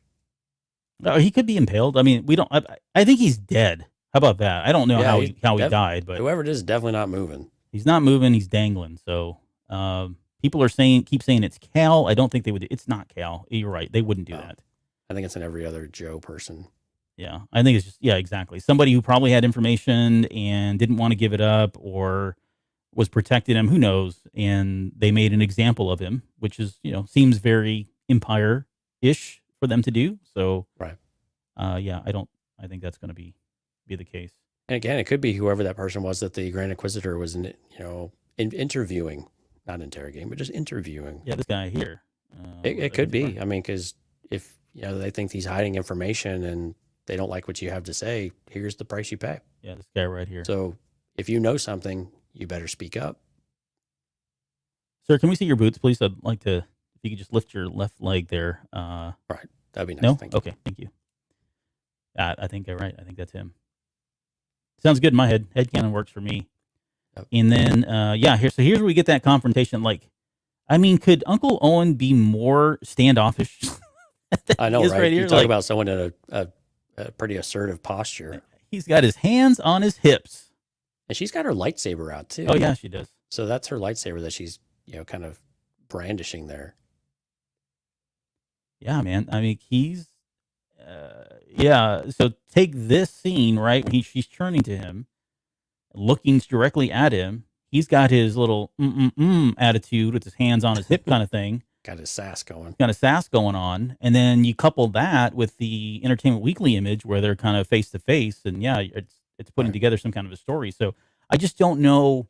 I just wonder why he would do that. Why he'd bring so much attention to himself. Is he? I don't know. I mean, I don't. I've got theories, but some of them are they're very loose, and I don't think they're really worth talking about. But it is just odd for me that you've got somebody like Kenobi who is doing his darndest to stay hidden and not draw attention to himself, and then you've got Owen who's getting in the face of this group that probably has never been here. Like, why would they ever come to Tatooine? And then suddenly he's getting up in their faces and being confrontational. That just seems either reckless or he's got a different kind of. I don't know. Maybe he doesn't realize how important Luke is, and doesn't feel like there's any risk. Right. And again, it seems like they've called all the town folk out as almost like an assembly, right? Everyone come out. We have to have a chat type of thing. We're looking for a person. Mm-hmm. And so wrong place, wrong time. I'm guessing a bit there for Owen, and again, we know he's a bit crotchety, or at least he is later on, but yeah. I hope we get a different view of him though too. Like I hope. I mean, yeah, we get. I hope we see that change from where he was. Where he was a simple guy and a bit quiet and maybe set in his ways. But I definitely want to see the change of why we see him as we do in A New Hope, because there's a reason, right? He can't. This isn't just him, right? And it's definitely not the person we met in episode 2. So I want to see that transition for him, and I think we're going to. I think this is going to be where we see that conflict of why he just pulls Luke away and shoos Ben away and says, "You cannot be here anymore." And I have a feeling this story is going to be that reason. Yeah, and just to kind of take that one step further, what I would really like to see is an Owen that has fully adopted, and no pun intended, but fully adopted the idea that he is now Luke's father. Right? He is all in, for better or for worse. That's his kid. It's been He's 10 gonna years. He's going to defend that child, and he probably has some. I mean, I think back to the there was a comic series that was done by Dark Horse where they took the original scripts. Excuse me. They took the original scripts from George Lucas and they put it in a comic book form, and I forget what it was called. I think it was called the Star Wars. Was it? Yeah, I think there was Okay. a series of I think there was a series of those that they had written based on various adaptations of the scripts. Yeah. Right. Yeah. And that title honestly is just so far out there. I don't understand how they even came up with it. But Yeah, it's pretty out there. no, I'm just kidding. But yeah. So that in that storyline, there is a moment where they get into it, him and Kenobi, about this very thing, about like, this is my kid, get away. How dare you come back over here? I want nothing to do with you. And he really puts him down in that. And I wanted to go back to the Kenobi book too, by the way. Don't forget. I think we need to cover the Kenobi book on this show. So before the movie comes out or the show comes out, so that we can kind of compare what they. I think we're going to get so little crossover from the book. I That's love okay. the book, so I'm That's willing okay. to go. No, I like the about book it. too. That's why I'm just being selfish and Even wanna talk Obi-Wan about the gets book. love. He always does. Come on. Oh, That's all he's been about it. We have to appease the shippers out in the chat. Yeah. Where's Lauren? She's too so busy anyway- laughing about sass. So no, really, I do want to see him as a great father figure, role model. I'm just an average person, but I'm a better father than you, and get away from my son. Kind of don't ever talk to me and my son again. I hope we get that moment, and that would at least explain why he's so put off by Luke wanting to run out and chase, go be with that old wizard, and tells him like, we're not talking about it anymore, like we're done here, kind of thing. All right, that gives you more. I think that would be some really good context for that a little bit later. So Yeah, and I think, and again, this is a great time where Luke is unaware of danger that he's potentially in, of what Obi-Wan is, of course, trying to distract from, and it looks like we're going to hear with Dayu, but also, and that's the reason why Owen has to go and get involved in that respect too. When Ben probably always told him like, the likelihood anything will happen here is so remote. I'll just be a fly on the wall, but just his presence now is putting Luke at risk. And you're right. I think it's very much he is the kid's father. He's been there for 10 years. And even if they got a positive relationship, it only takes one time to endanger your family when you're like, okay, nope, we're done. And that's it. okay, so let's move on to this scene. So we've already talked about the Reva on top of a hospital or something. a hospital of some sort. Yeah, we mentioned earlier that is the E, and that's RER. So for what that's worth, I could not decipher this one. That's milk. Is it? Yep. They That's have an milk. M? They have several times in here. It says milk. What in the world? I don't know. It's weird. Yeah. I guess the USDA has gotten involved here doing their Right. ad placements or whatever they're called. We're promoting products. Yeah. Yeah. In Horbash. So here's my only thing about this one is, she's up at the rooftops. She apparently is looking down. This is Dayu, new city that's been likened to Hong Kong, I think, by the writers. It's supposed to be that kind of feel, and it definitely feels that way, in my opinion. Yeah, it definitely does. Yeah. I have another. There's something else too. I meant to pull it up, and I forgot, but we'll talk about it here. But she's squatting down, and if she does have psychometry, then I don't know that this is how it works. Maybe it does, but then I started thinking, well, maybe she's got a different power, because if you look here, she's kind of scanning the city. So maybe she's got some other power. Maybe she's got like Superman's hearing, where she can kind of wherever she's focused, she can kind of hear certain things through the Force, or maybe she can see certain things through the Force. I don't know what that would be, but it almost feels like she is doing some kind of surveillance, and it's not just a specific location. She's just kind of panning the scene, looking for something. Or I don't know. or she just saw the Batman and wanted to see what it was like to Well, Yeah. this is a very look Batman down, moment. look down yeah. at Gotham. Yeah. Right. Yeah. But yeah. Yeah, I think it's just another kind of establishing shot of her, not to take the fun out of your sales, but just an establishing shot of her looking over and seeing what's going on. And again, we know that there's a battle, presumably here on Dayu later on, and so she could be, she might have her eye on someone. She's got the high ground, and she's tracking her prey of sorts here. maybe she's looking for the cookies sign, Right? Yeah, Okay. she's confused. She's Where's the confused. Hershey sign There's for the chocolate milk. that goes in the milk? but no cookies. Here's the ship coming in, or one. Yeah, I guess this is the Grand Inquisitor ship, Yeah, or an this is the Inquisitor landing, ship. yeah. But the wings folding up, it's kind of coming down, and we get this lady here. She's a commander of some sort, an officer. She's a captain, and this is the the actress from Game of Thrones, I think. Is she? Yeah. I don't know. I didn't watch that show. I'm terrible with names, so I forgot her name. I'm sure someone will correct us here in the chat. But yeah, she's from Game of Thrones, I believe. Mm-hmm. And that's all we get from her. So it's very ominous. I mean, it looks like this is landing, I'm going to say on Tatooine. Maybe this is when they're first coming in. I'm guessing this is coming in. Yep.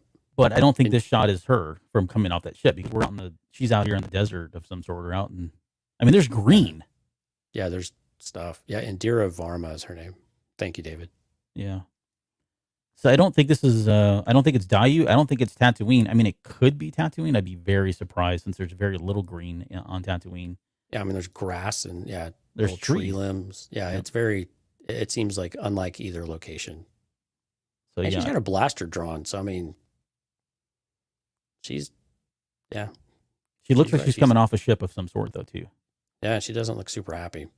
Well, maybe not a ship. Maybe she's coming out of a bunker. Look at that. Yeah, it's see that right there? Yeah. That looks like an Imperial or some sort of transport. Yeah. Well, maybe it could be that too. All right, nonetheless, tough to say. Yeah, but it is a very, very quick shot that we see her, and then they transition over into her that we still don't have a name for. And again, it looks like they've got stormtroopers that have lined up some usual suspects here. Got this guy with a basket full of fruit on his head. This girl here has some crazy Cabbage Patch doll haircut going on. But yeah, it looks like they're lined them up, and my headcanon says, okay, they're interrogating yet again on the trail of either Kenobi. Maybe he's now headed off to Dayu for whatever reason, whether he's on the run or there's something he had to get out to Dayu on. But he's definitely on Dayu, so he's left Tatooine. Right. I think a lot of people have taken issue with the fact that he would leave Tatooine and not have somebody there to watch Luke. I don't have that big of a problem with it because, like I said, there's nothing that makes us. There's no reason for us to believe Vader or the Emperor know that Luke even exists, right? Period. Right.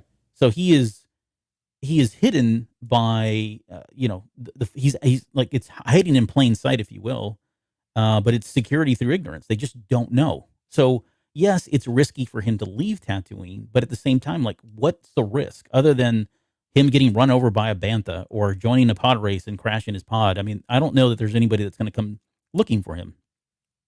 So I don't have a problem with it, but whatever, there is something that has taken Kenobi to Dayu. And again, maybe these people all saw him or had contact with him, and now this Inquisitor is interrogating this group of people here. Right. I don't know if this is the same shot. Again, they do this a lot with the trailers where they kind of mix and match and kind of make you put 2 and 2 together when it's really not, 4, it's 5. But this does look like Kenobi's walking around and maybe looking at that list or maybe looking at these people, but he's trying to stay, inconspicuous here. Right. Yeah. Yeah, it's tough to sell. Some of the costumes aren't as consistent with who they have lined up, but another poncho wearing guy here seems like it's consistent with the marketplace. Mm-hmm. Yeah, same hat. So. Okay, I got a question about this. New droid. Ned. Right. There's some markings up here too, but I even when I zoomed in, the glare blurs them out. But it doesn't look like. I looked at even like the Orbish numbering, and I couldn't really tell if that was it or not. But it definitely is Ned. So that's cool. But this is the one that's more interesting here. Is that the droid's legs? Yeah, okay. I think that's the droid. I've seen other people thinking that's a stormtrooper or a potential clone trooper cameo, but that looks like the droid. Look at the armor. Look how thick it is. You see that? Like in the back here? Right there. Look at that. A droid. I just can't tell what he's got in his hand. It looks like a hammer to me. Does it? Yeah, like little Thor's hammer kind of thing. Okay. Yeah, but it looks like Ned, so he might be a mechanic type droid or something like that. And I'm wondering if Ned, my head canon goes to the fact that Ned's probably going to be a good, like a protagonist type droid that helps Kenobi out, or, I mean, who knows? I'm curious. It's speculated that this is, it is, probably the comedian. I can never say his name right. But Alan Tudyk? No. One of the guys they've announced for this show. Oh, I have no. Yeah, he was in the Eternals, I believe, as well. So I imagine that's going to be him. And I don't think these aren't the same scenes either, because the stormtrooper's not standing in front of him. But I was thinking maybe he bonks him on the head or whatever. But that definitely is the stormtrooper. That is definitely a robot or droid we've never seen. Oh, it's Kamal that does that? Okay. Yeah. Yeah. Okay, maybe. Yeah, come on, Nanjiani. Yeah, there you go. Yeah. But that is not a stormtrooper, guys, or a clone trooper. That is definitely they don't wear armor this thick. I mean, that is really I mean, I thick get it. It armor. looks like legs under there. I mean, Sure, it looks like sure. a body, you know, but yeah, the design, the gold, the blue, it looks like the droid. Right, And it kind of looks like that same room from a different angle. right there, that blue, yeah. Because you can see stormtroopers outside there at that door that's opening. Yep. Okay. Enough of that. We've uncovered that one. And then we get this really quick shot of Reva. Looks like she's either cut this thing down or maybe she used the force to cut it down. Something happened. You can see the sparks down here. Yeah. That thing falls over and then we definitely force jumping. Yeah, force jumping and not the same shot either. Like this is right. Or she saw the Matrix and she's a movie buff. It's very Neo-ish for her to kind of jump like that. I'm not even looking at the show notes anymore. Oh well. Okay, so then we get the Grand Inquisitor with his spinning lightsabers, so they're back. I know people have a problem with them. I never did because I'm a huge Rebels fan. Very unique though. Very cool. I don't really even get so caught up in the physics and the science behind how do you fly with these lightsabers. I would like to see them do that though. They've already established that they can. Why wouldn't they? In fact, that's how they got around for the most part. Now, granted, it was for the cartoon, so you know it made well for good television and faster pacing, right? For them to kind of scoot around in these things. But I would love to see at some point these guys fly around with these things. Right. But you're right. I think he does a good job delivering this line. Yeah, and you can see actually the lines under his eyes much better in this shot with the shadows. Mm-hmm. So it does give a much better view of the character, I think, from this type of angle with this type of lighting. Okay, do you want to talk about Dome Gate? No. Well, we're going to talk about it. What is Dome Gate? So Dome Gate is it was on Twitter today. Everybody was analyzing this dude's head right here. Again, more on the head analysis. But I saw people saying it was Tamora Morrison's head. It's not bald. I mean, this is not a bald head. That's hair. It looks like there's something wrapped around the back of it. You can look around the front. Looks like the jaw is actually maybe a bit bulbous, so it might not even be human. Yeah, that was one thing too. Like I've seen the side by sides of the head and the ears, and yes, they're close. I don't think they're exact, but I'm with you. The one thing that was like made me turn off and be like, okay, no, we're not talking about the same thing. Is right here. Yeah, when you see that jawline. Yeah, either the jowl or neck, whatever it is, and then whatever's wrapped around the back of his head. Yeah. So I mean, we've heard Rex, we've heard Cody, another clone trooper of some sort. I don't know that it has to be any of those. Yeah, I think definitely it looks like detracts if it is. What's that? I think it detracts if it is someone like that, but I think this is again just going to be someone harboring either Kenobi or harboring someone else. Yeah. Yeah. It does look like it's Ndayu, just because I mean I would assume based on the neon that's back here. Yeah. So maybe they have caught up with whoever they were looking for earlier on back here. Seems like it. Looks like he has glasses. Somebody said. Yeah. Oh yeah, right there. Look at that. Yeah, those little glare right there. Look at that. Yep. Yeah, there's definitely something around his face there. Now, whether I'm not saying he's not significant. He could very well be significant. I just don't think it's. I know our heads are we naturally want to go to Tamora Morrison or Clone Troopers, but I just don't know that would be the case. I can't see it. That's a better. Well, and again, so again, if I recall right, and keep me in check here, in the EW article, they talked about cameos and things like that, and it just seems like that is not going to be the case here for a lot of, for what this is. And maybe I'm thinking of something else I may have read, but like we seem to be trending away from cameos for Kenobi, which I think makes a lot of sense that you wouldn't have cameos as Obi-Wan tries to keep a low profile, unless it's another character that, again, like another Force user that somehow is getting involved, that Kenobi feels like he's almost exposed and has to help distract them away from Tatooine. And that's how we get to Daiyu, right? I mean, there has to be a reason why we leave here to go to Daiyu. But yeah, so this just in, I'm changing my opinion now based on further analysis. Those are not glasses. That is actually the reflection off the Inquisitor's armor. Oh yeah, that you can see there. So, regardless, he's got something on his head. It's Mace Windu. Now we've finally come full circle. Thank you, Rob. I was hoping somebody would chime in with that. They found him. They found Mace. They pulled his wallet out and he had a Capital One card, and it said Oh. Mace Windu on there. That's how we knew. Oh man. Okay. Let's see. All right. Next scene. And we get that. So we get the whole. What is it? Between darkness and defeat, hope survives. Is kind of the tagline, I think, for this. At least for the first couple of episodes. I like this, and I like this shot right here where you get the fifth brother coming down the street with the, with a squad of troopers behind him. It just looks.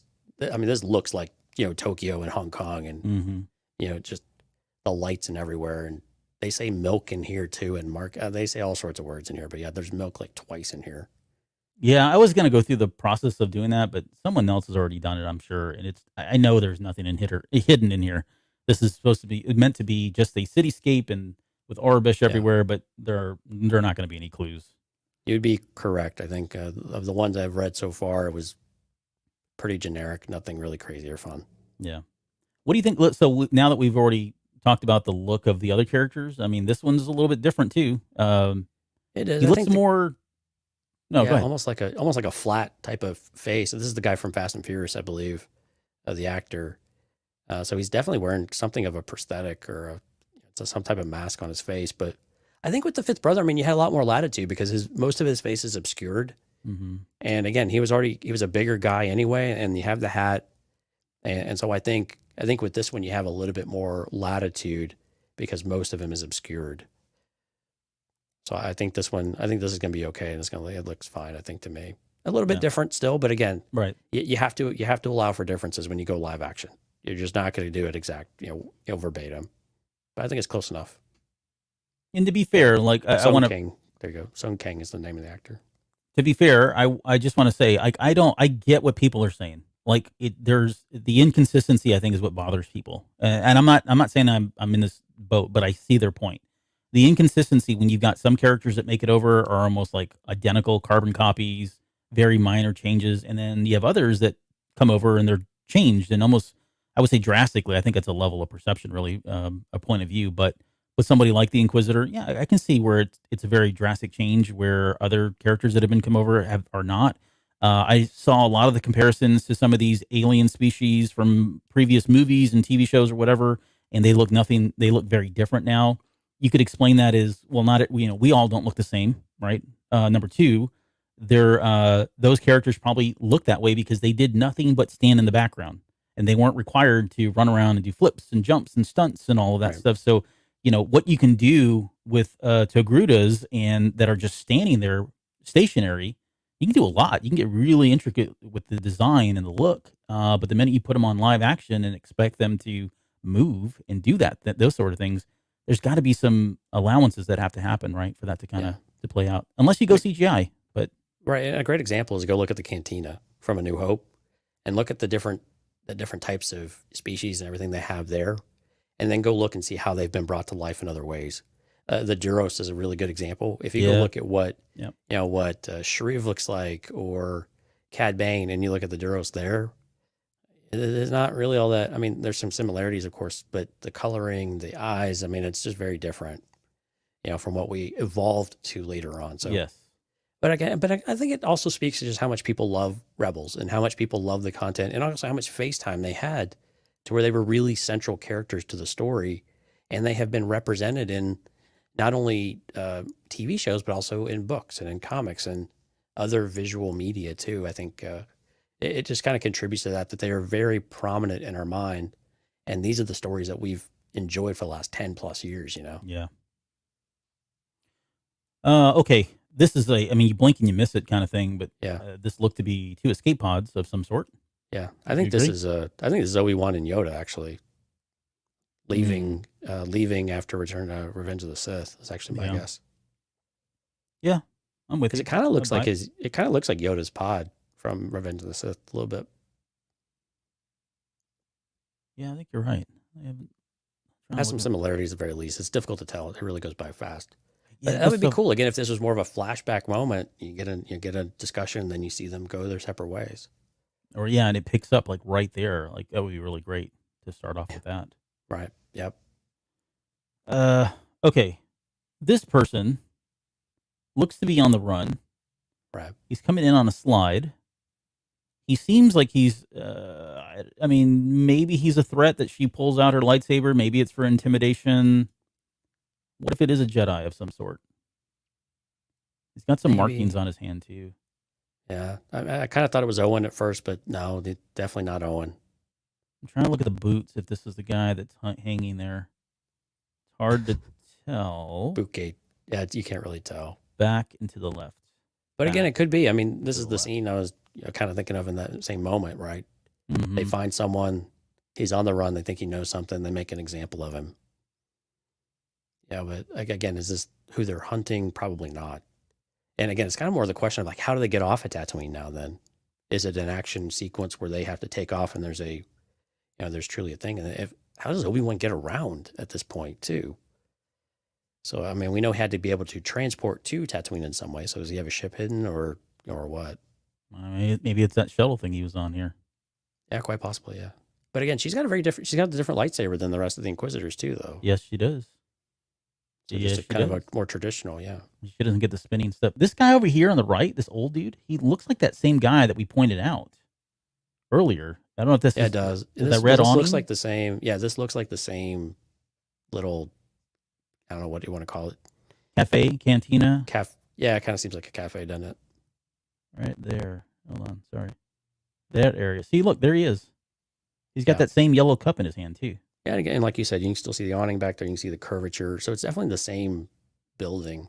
This is not the same guy though. This guy's got like a skull cap on and much more. Yeah, skull cap's a better maybe got example. Some mutton chops or something going on there. All right, so going back to this then. Here we are right here. So yeah. See, there he is. Yep. All right, well. Yeah, I don't know. But yeah, I was thinking he was a Jedi of some sort. Or maybe he's just on the run. But the fact that she's got her lightsaber, it could just be for intimidation. You're going to stop kind of thing. But that's a pretty slick move for somebody just to pull off where he's running, slides up out of a stance like that. Right. But again, we knew she was off to the right. And so maybe someone takes her, makes a run for it out of that cafe. Yeah, cuts him off. And she's the one to court. Of course, I don't want to be the guy that's near the lightsabers. That's a little too close to comfort. This guy right here, yeah. Yeah. I mean, he didn't even flinch though. Nah. He's like, no, it's cool. It's cool. Yeah. That's cool. Be cool, honey bunny. Be cool. Drinking blue milk. Green milk. Hey, green milk. Oh, gosh. Green it's milk. like aqua milk. I don't think that's blue. What color? Did I just hear a JFK featuring Kevin Costner reference? Yes, you did. Your insights serve you well, Lauren. That was from the movie Back and to the Left. They could be made to serve the emperor. Let's see. So I like this next visual though. So it looks like this is Reva again touching some sort of chicken scratch on a wall of the Jedi symbol. And so what do you make of this? Is this somebody that's just drawing something on the wall, or is this a symbol that helps Jedi know that there's a safe haven somewhere near? Or I mean, we've kind of seen. I mean, the images of like the Mandalorian kind of ring in my head from what we saw in Book of Boba Fett with how Din finds the armorer's new location, right? Yeah. I hate to be that person, but I want to. What if this is like, because this is a wooden fence of some sort, which is already mind-boggling. Again, that they're using wood. This looks like the fence in my backyard, right? Right. But I'm just wondering. One, if it's, I mean, why would anybody put markings of a Jedi on here? And two, that this looks so done by, it looks like a kid. And maybe, again, I'm just speculating, but what if it's somebody like Luke who did this, you think about kids, right? They get infatuated with symbols. For me, it was the Twisted Sister logo as growing up. I would draw that on everything. And then it was the Van Halen logo. And then I was really into rock and roll. But you draw symbols like that and you do markings and stuff. But if you look at it, it looks very crude in terms of the way it was done. But if she does have psychometry and it was Luke, then, I think it would be cool if somehow she picked up on the fact that this kid knew or has some relationship to Kenobi or has been around Kenobi in some way. And that's where they that's part of the trail that leads to him. But the irony being that the kid itself is probably what they really are. They should have gone after in the first place, but they just don't know any better, Yeah. I have a So I hate to feeling be this is that person, probably- but that's so obvious, and I just Yeah. I don't know. It could be anything at this point, though. I have a feeling this is probably not Tatooine though, and I think it's probably more with the scene that we see coming up here that this is maybe more on Dayu in the a back street or something like that. I don't remember seeing any wood on Tatooine ever. No, that's what bothers. It looks like a fence, like a. I just don't know. Some sort of, and again, it could just be a boarded up window or something too, though. What's throwing me off? I know it sounds trivial, but I just it's hard for me to wrap my head around that wood like this has been used in Star Wars because I just cannot. Does it kind of look like there's a person with a fishing pole, like that's fishing? Yes, on like the fishing. Jedi I logo? thought it was supposed to be like a lightsaber of some sort or whatever, but it's curved. It's way too curved. So either they did this with a blindfold or it's something else. But I mean, it's a Jedi symbol, right? I just don't. That's definitely the case. It's like what's to the right of it, though. It looks That's like a a little bit person holding a fishing line, or maybe he's got what's her name's purple lightsaber from High Republic. Oh, true. Vanessa Maybe Rowe. this is Mace Windu trying to do everything left-handed. Oh, jeez, come on! I keep invoking his name. Well, I mean, someone's going to. Someone's going I'm to. gonna say it's Mace Windu drawing left-handed. But I think the takeaway for me is it's Riva, psychometry. Again, it's probably headcanon, but that's where my head's at. Now, this next scene, these next two kind of shots here are interesting because I was curious about what people are going to take from these two scenes, and it's actually surprised me how much that they think the same person. It's Obi-Wan is the same person in both of these. So the person that she's standing in the alley, with a gun, it's a completely different gun than what I think we both might agree that Obi-Wan is on the rooftop trading fire with someone, right? Maybe. So not in this one, but it seems like the other one. Seems like the hair is there. The robe and the cloak kind of seems right. I mean, look at all the hair flying around. It's fantastic. That looks like, I think that's Obi-Wan right there. Can't see a beard, but it's dark.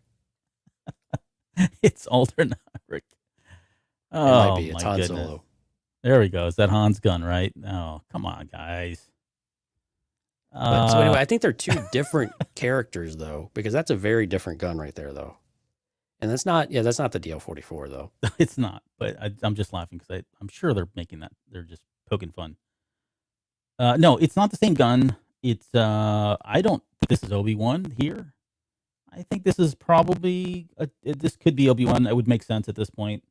I mean, who's going to get up on the rooftops and who's going to be, if she's chasing somebody on the rooftops here, I'm assuming that this is those. Who's going to be able to? Though? Are we sure these are the same Inquisitors? Because why would they have yellow blasters? Or no, he's got a yellow He's blaster. got a yellow blaster. Oh no, he doesn't. He has red.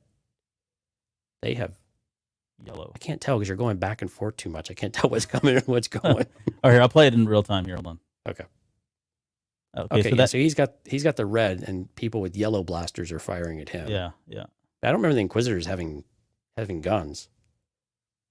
Well, this guy, whoever this thing is, I mean, it's huge. Yeah. Like just from scale alone, like he wouldn't be able to get through the door back here that you see. It's definitely a big dude or a big character of some sort. Yeah, and it's coming from the right side though too. See, there's Yeah. another red blaster too. Yeah. So he's definitely not alone, He's in the and neither are crossfire. they. Yeah. And that, this one, I can't. It's Yeah, so you can't see blurry, it you at really all. can't tell. I mean, imagine it's probably this figure maybe here or this one if they are not behind cover of some sort. Right. Jeez, man. You guys are on a roll tonight. It's a Cloud Right. Rider. There you go. Yeah, it's Enfys Nest. Enfys It's going to Nest. be. We're going to start having other putting together a crew. It's going to be Beckett. So here's one thing I'll throw out there. I like Rob just said it, a bounty hunter. I don't know if it's a bounty hunter, but this thing here looks like a menacing kind of creature of some sort. Watch this. I'm see if I can get to it here. I forgot to cover this here. When we get, it's way back here. There is a shot that's on here for all of about 2 seconds. It's right here. Look on the far right hand side. I'm going to try to stop it. Oh yeah, Right it kind of looks like a there. Wookiee. Yeah, Yeah, a very furry arm. a furry arm comes in the Probably frame just there. a really, really tall Jawa. Good night, folks. Oh, that's a good one. We'll just end the show right there. But Yeah, it So- does. It doesn't look quite as shaggy as a Wookiee arm. no, I But- wouldn't say it's a Wookiee, but But again, I'm thinking if it's like this thing is, she's about to walk into it, right? And Yeah. it's not standing here with these other groups. So maybe it is some hired hand. It could be the local muscle, that they've recruited to help hunt down, yeah. And based on the arm, I mean, either she's, 5'2", or this arm, the shoulder's still way up here. So this looks like whatever it is pretty tall. It doesn't look like Wookiee here, but now that I see that compared to, couple that with this, maybe that's the same thing that's It might be. at him. Yeah, so I don't know if I call them bounty hunters, but yeah, definitely something that they've recruited. I like the idea of keeping things rather simple with some of those. And so the more times you start pulling, well, it's got to be a bounty hunter, and then we're going to see cameos and stuff like that. To me, I like a simpler, cleaner type of story. I'm really more curious about this right here. You called them pigeons in the show notes. See, I do read the show notes, but I was surprised you didn't call them convors. Yeah, I don't think they're convors. Because they don't look big enough for a convor, but the shape with the longer tail and stuff though, we've seen different iterations of convors. Very true. I did not call them convors because in my head it was like, why would there be convors? Yeah. Other than the symbolism, but I mean, I guess it's possible. But they're green. Yeah. Yeah. I'm with you. I don't think they're convors either, but they had somewhat of that aesthetic too. It's just kind of an interesting choice that's what they showed, flying out of some exploding cage. The one thing that catches my mind though, like, okay, so the cage explodes, right? But look here, you see the sparkling gold stuff? Yeah. Right? That's the same stuff that we see back when she does that here. Right there. Oh, the platform, that little tower or whatever that she's about to run on. Look down here under. You can't see it because of the. I see it though. Thing. But yeah, you see that. So is that her power? Is that one of her powers, where she has the ability to do things like this? I don't know what that is. Telekinesis of some sort, be able to break objects with the Force, and that's what it looks like. I mean, this would be very different than anything we've ever seen because there's like some kind of visual effect to the Force being used. You know what I mean? But you can see it right there. It's a very interesting shot. Yeah, it could be the after effects of particles of something exploding though too. Mm-hmm. But yeah, it's interesting though. That does seem very consistent with what we saw before. Could be something exploding underneath it, and that's a great. That's how I read it too. Yeah, I think that might be what it is. And so yeah, it's this thing is exploding from down below and it's pushing everything out. Is that somebody right here? That's a hand. I think that's the same character. I think that's supposed to be, maybe Kenobi? Obi-Wan or. Yeah. Is it this thing here that's blowing up and all the birds are coming out? I think so. It kind of makes it suggested. Like, oh yeah, because look, here's the white tower. There's the white thing here. Ooh, man, we are forensics. There's the other one. Looks like it. Okay, mystery now I'm solved. Thoroughly confused as to what the hell's going on here. Call Robert Stack. We have solved a mystery. If you or anyone you know.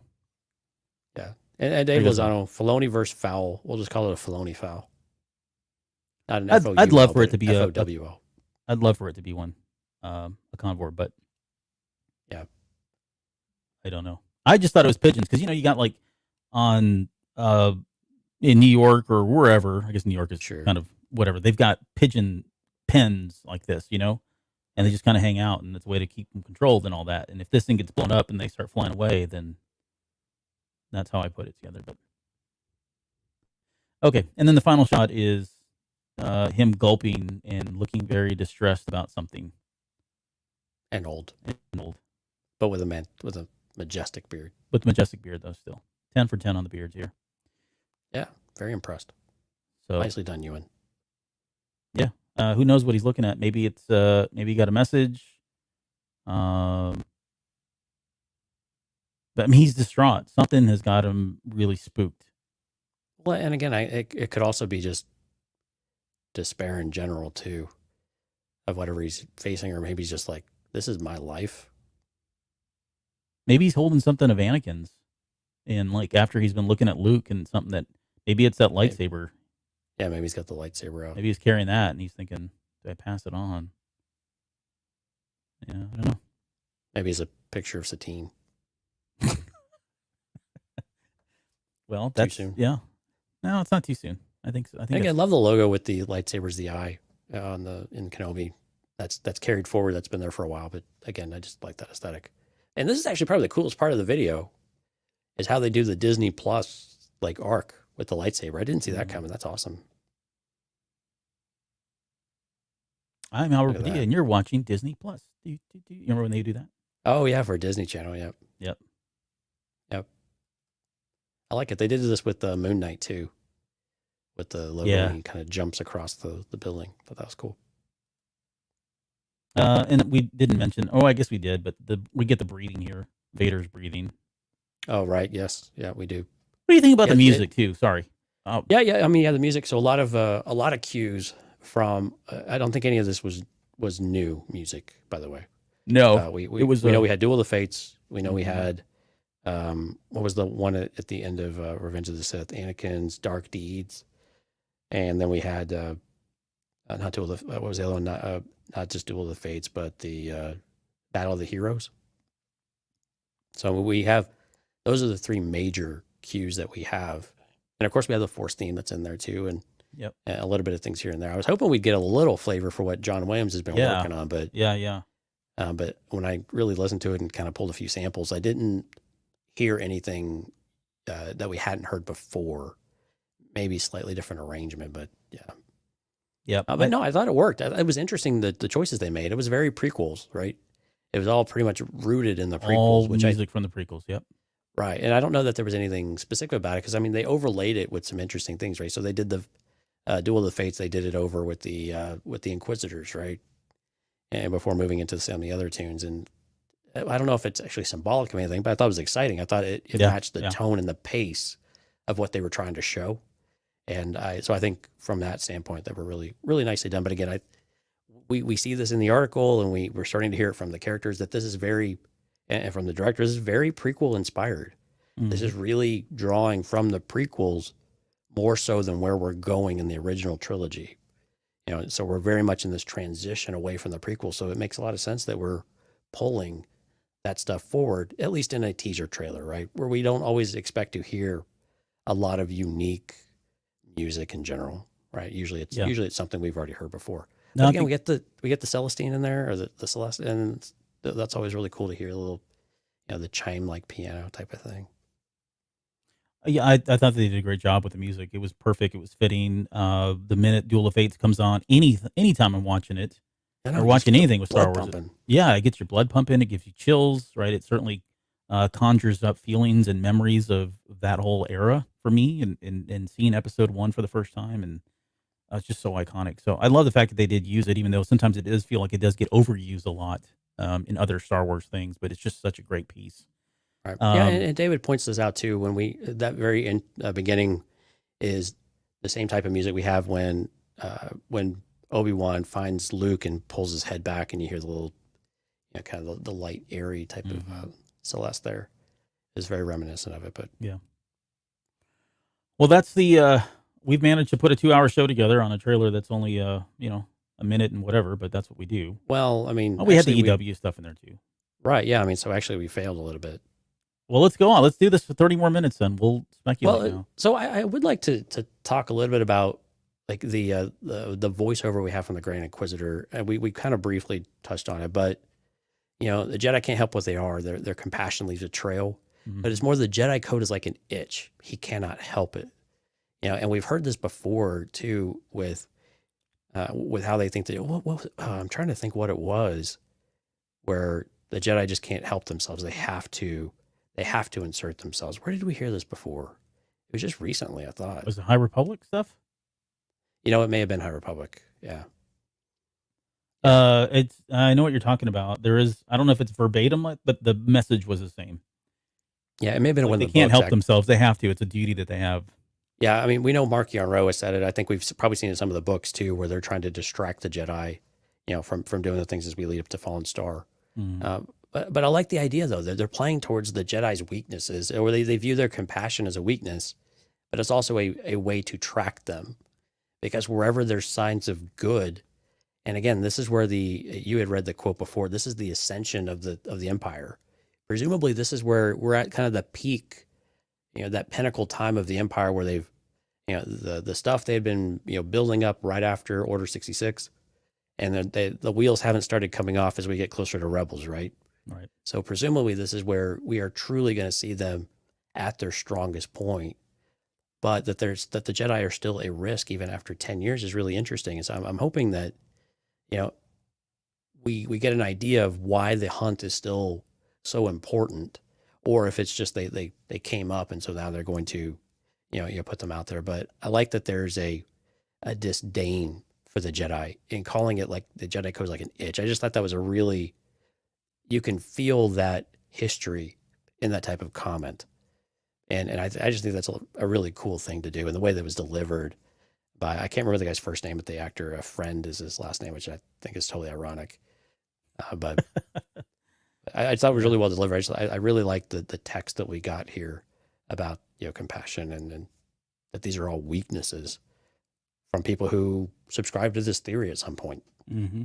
Yeah, right. They're most of them, I think all of them at least, were former Jedi or worked at the Jedi Temple or whatever. Rupert Friend, David Lozano, man, he's a listener of the day with all the actors' names, and Dante had our back there too. So thanks, guys. Okay. I don't have anything else to say about this. I'm excited about it. It did kind of throw a wrench in our schedule, but we anticipated. We knew it was coming. It was any day now, so we'll have to defer some of the shows, but we'll get the schedule back on track here, and then we'll do it again. I mean, at some point, I think they labeled this as the teaser trailer, so that means we will get a full trailer of some sort at some point.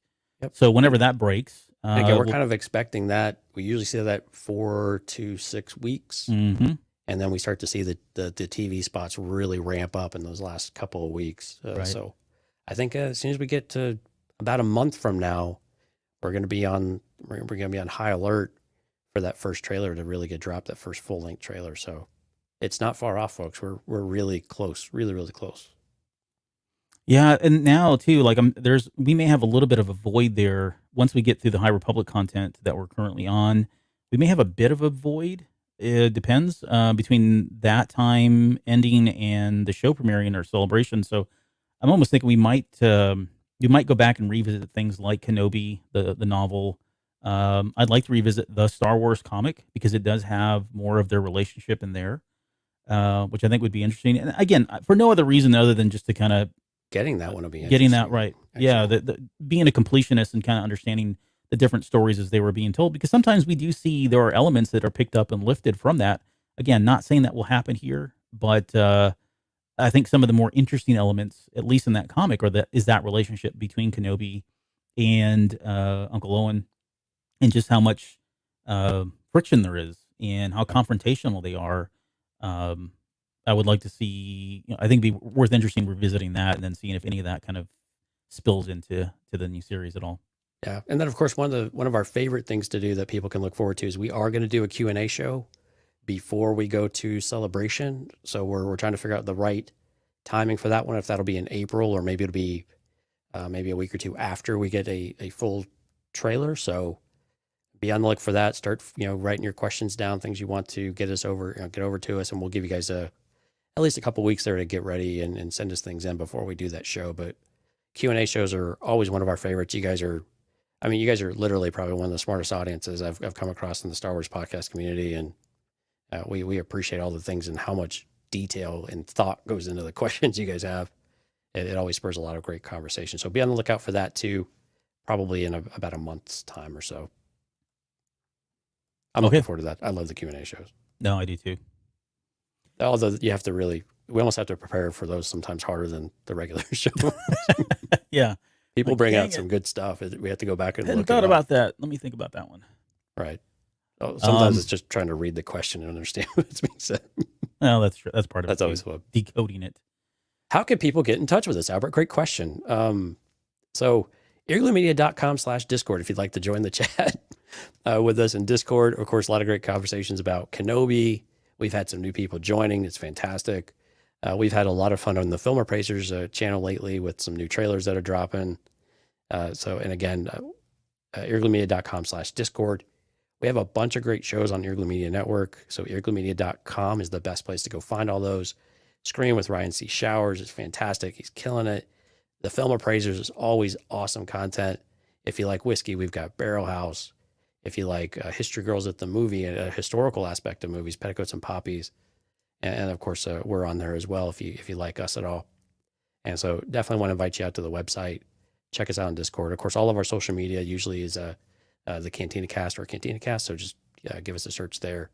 And again, if you like what you heard and you'd like to either contribute or get some bonus content, we'd love to have you in our Patreon community, patreon.com/thecantinacast. Well done. Did I get everything? We don't advertise the phone number anymore. Actually, what's funny is I think Google wants to kill the phone because we haven't used it. I re-upped it, so we're good. Oh, did you? Oh, we're safe. We have a phone number if you want to leave voicemails or send us text messages that are inappropriate. Whatever you want to do, it's totally fine. What's that phone number, Albert? Oh, I have no idea. 817 Cantina Cast. I don't. Something Cast. Yeah. Something Cast. Wow. We should promote it more. We really did. We just don't promote it enough. But well, people don't like using a phone anymore. I know. You can get text on there, right? I don't know. Yeah, you can send us. I guess you can send us text messages. You can send us pictures. Check our show notes, folks. It's always in the show notes. So if you want to send us something that's family friendly, that would be great. We have a way to put it on the. We can play the audio too. So if you want that on there, that'd be fun. Yeah. You get nothing for this other than just the glory of being on the show, immortalized forever in the annals of the Cantina Cast. Yeah, we're sorry. So you don't have to threaten people. It's not a threat. Okay. Let's get out of here. Wait, is this where I make a fool of myself and try to name all the people that we had? We had a lot of people. Jonesy. So who was with us tonight? Stephanie, Jonathan, Lucid Truth was coming in an obscure name. Lauren, Dante, Connor, Keaton. Oh goodness, Risk, Hard Countered. Dante, I won't say Dante's name like 7 times. Headless Ned Stark, great conversation, except for the Chris comment. That wasn't cool. Qui-Gon J, and again, thanks for the review, Qui-Gon J. Everyone leave us a review if you have a chance. Thank you very much. We also had David Lozano. Thanks for all the great comments, David, as well. A lot of fun. Matthew Yarbrough joined us a little bit later on, so appreciate that as well. And I think that is about... Oh, Rob. Rob's always... he always shows up, chimes in at the right very time. End. Yeah, he gets in right at the moment to get his name in there in the chat. So that's some of the people we had in there. We had a great following going on elsewhere of people in the background. So certainly chime in on the chat if you'd like to, if you can. I know sometimes over in Twitter and stuff they don't enable that, but Facebook and YouTube and Twitch they certainly do allow you to. So you might check those out if you're viewing on Twitter. Sorry, 3 more people: Cody DeYour, Leland Henry, and Richard Williams all stop by on Facebook and just give us a thumbs up. So, thank you. Appreciate that. Yep. Thanks for doing that, guys. Great. Okay. Anyway, so again, thanks everyone. We appreciate you coming out. Yep. We'll be back Sunday. Is that where we're doing Sunday. Yeah, we're all backwards now on what's a Patreon show and what's a regular We'll figure it out. It's something Markion Row. Okay. It's either going to be Markion Row from the novels or from the Fallen Star, or it'll be Markion Row from the Eye of the Storm comic, which I'm thinking we do that first.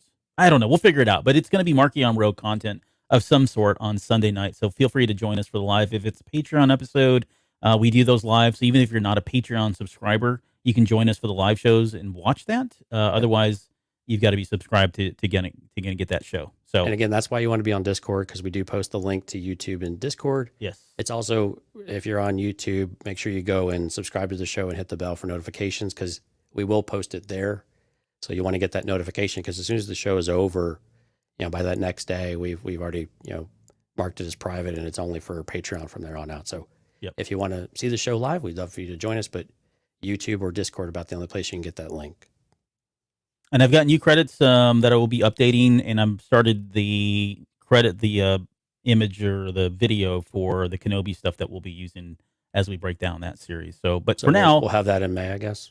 In May, yeah, more or less. No, it'll be sooner than that. But for now, you're really hard time today. I know. I've been busy. There's been so much going on. So, okay, let's get the heck out of here. We'll see you guys on Sunday.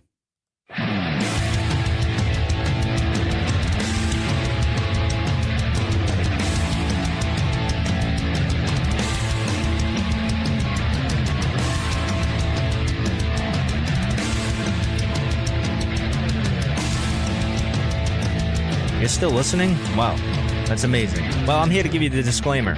Normally we do a big, long, drawn-out disclaimer thing saying what's what and who's what and all that other stuff, but I think you guys kind of know that Lucasfilm and Disney have no affiliation with us at all, and we have none with them.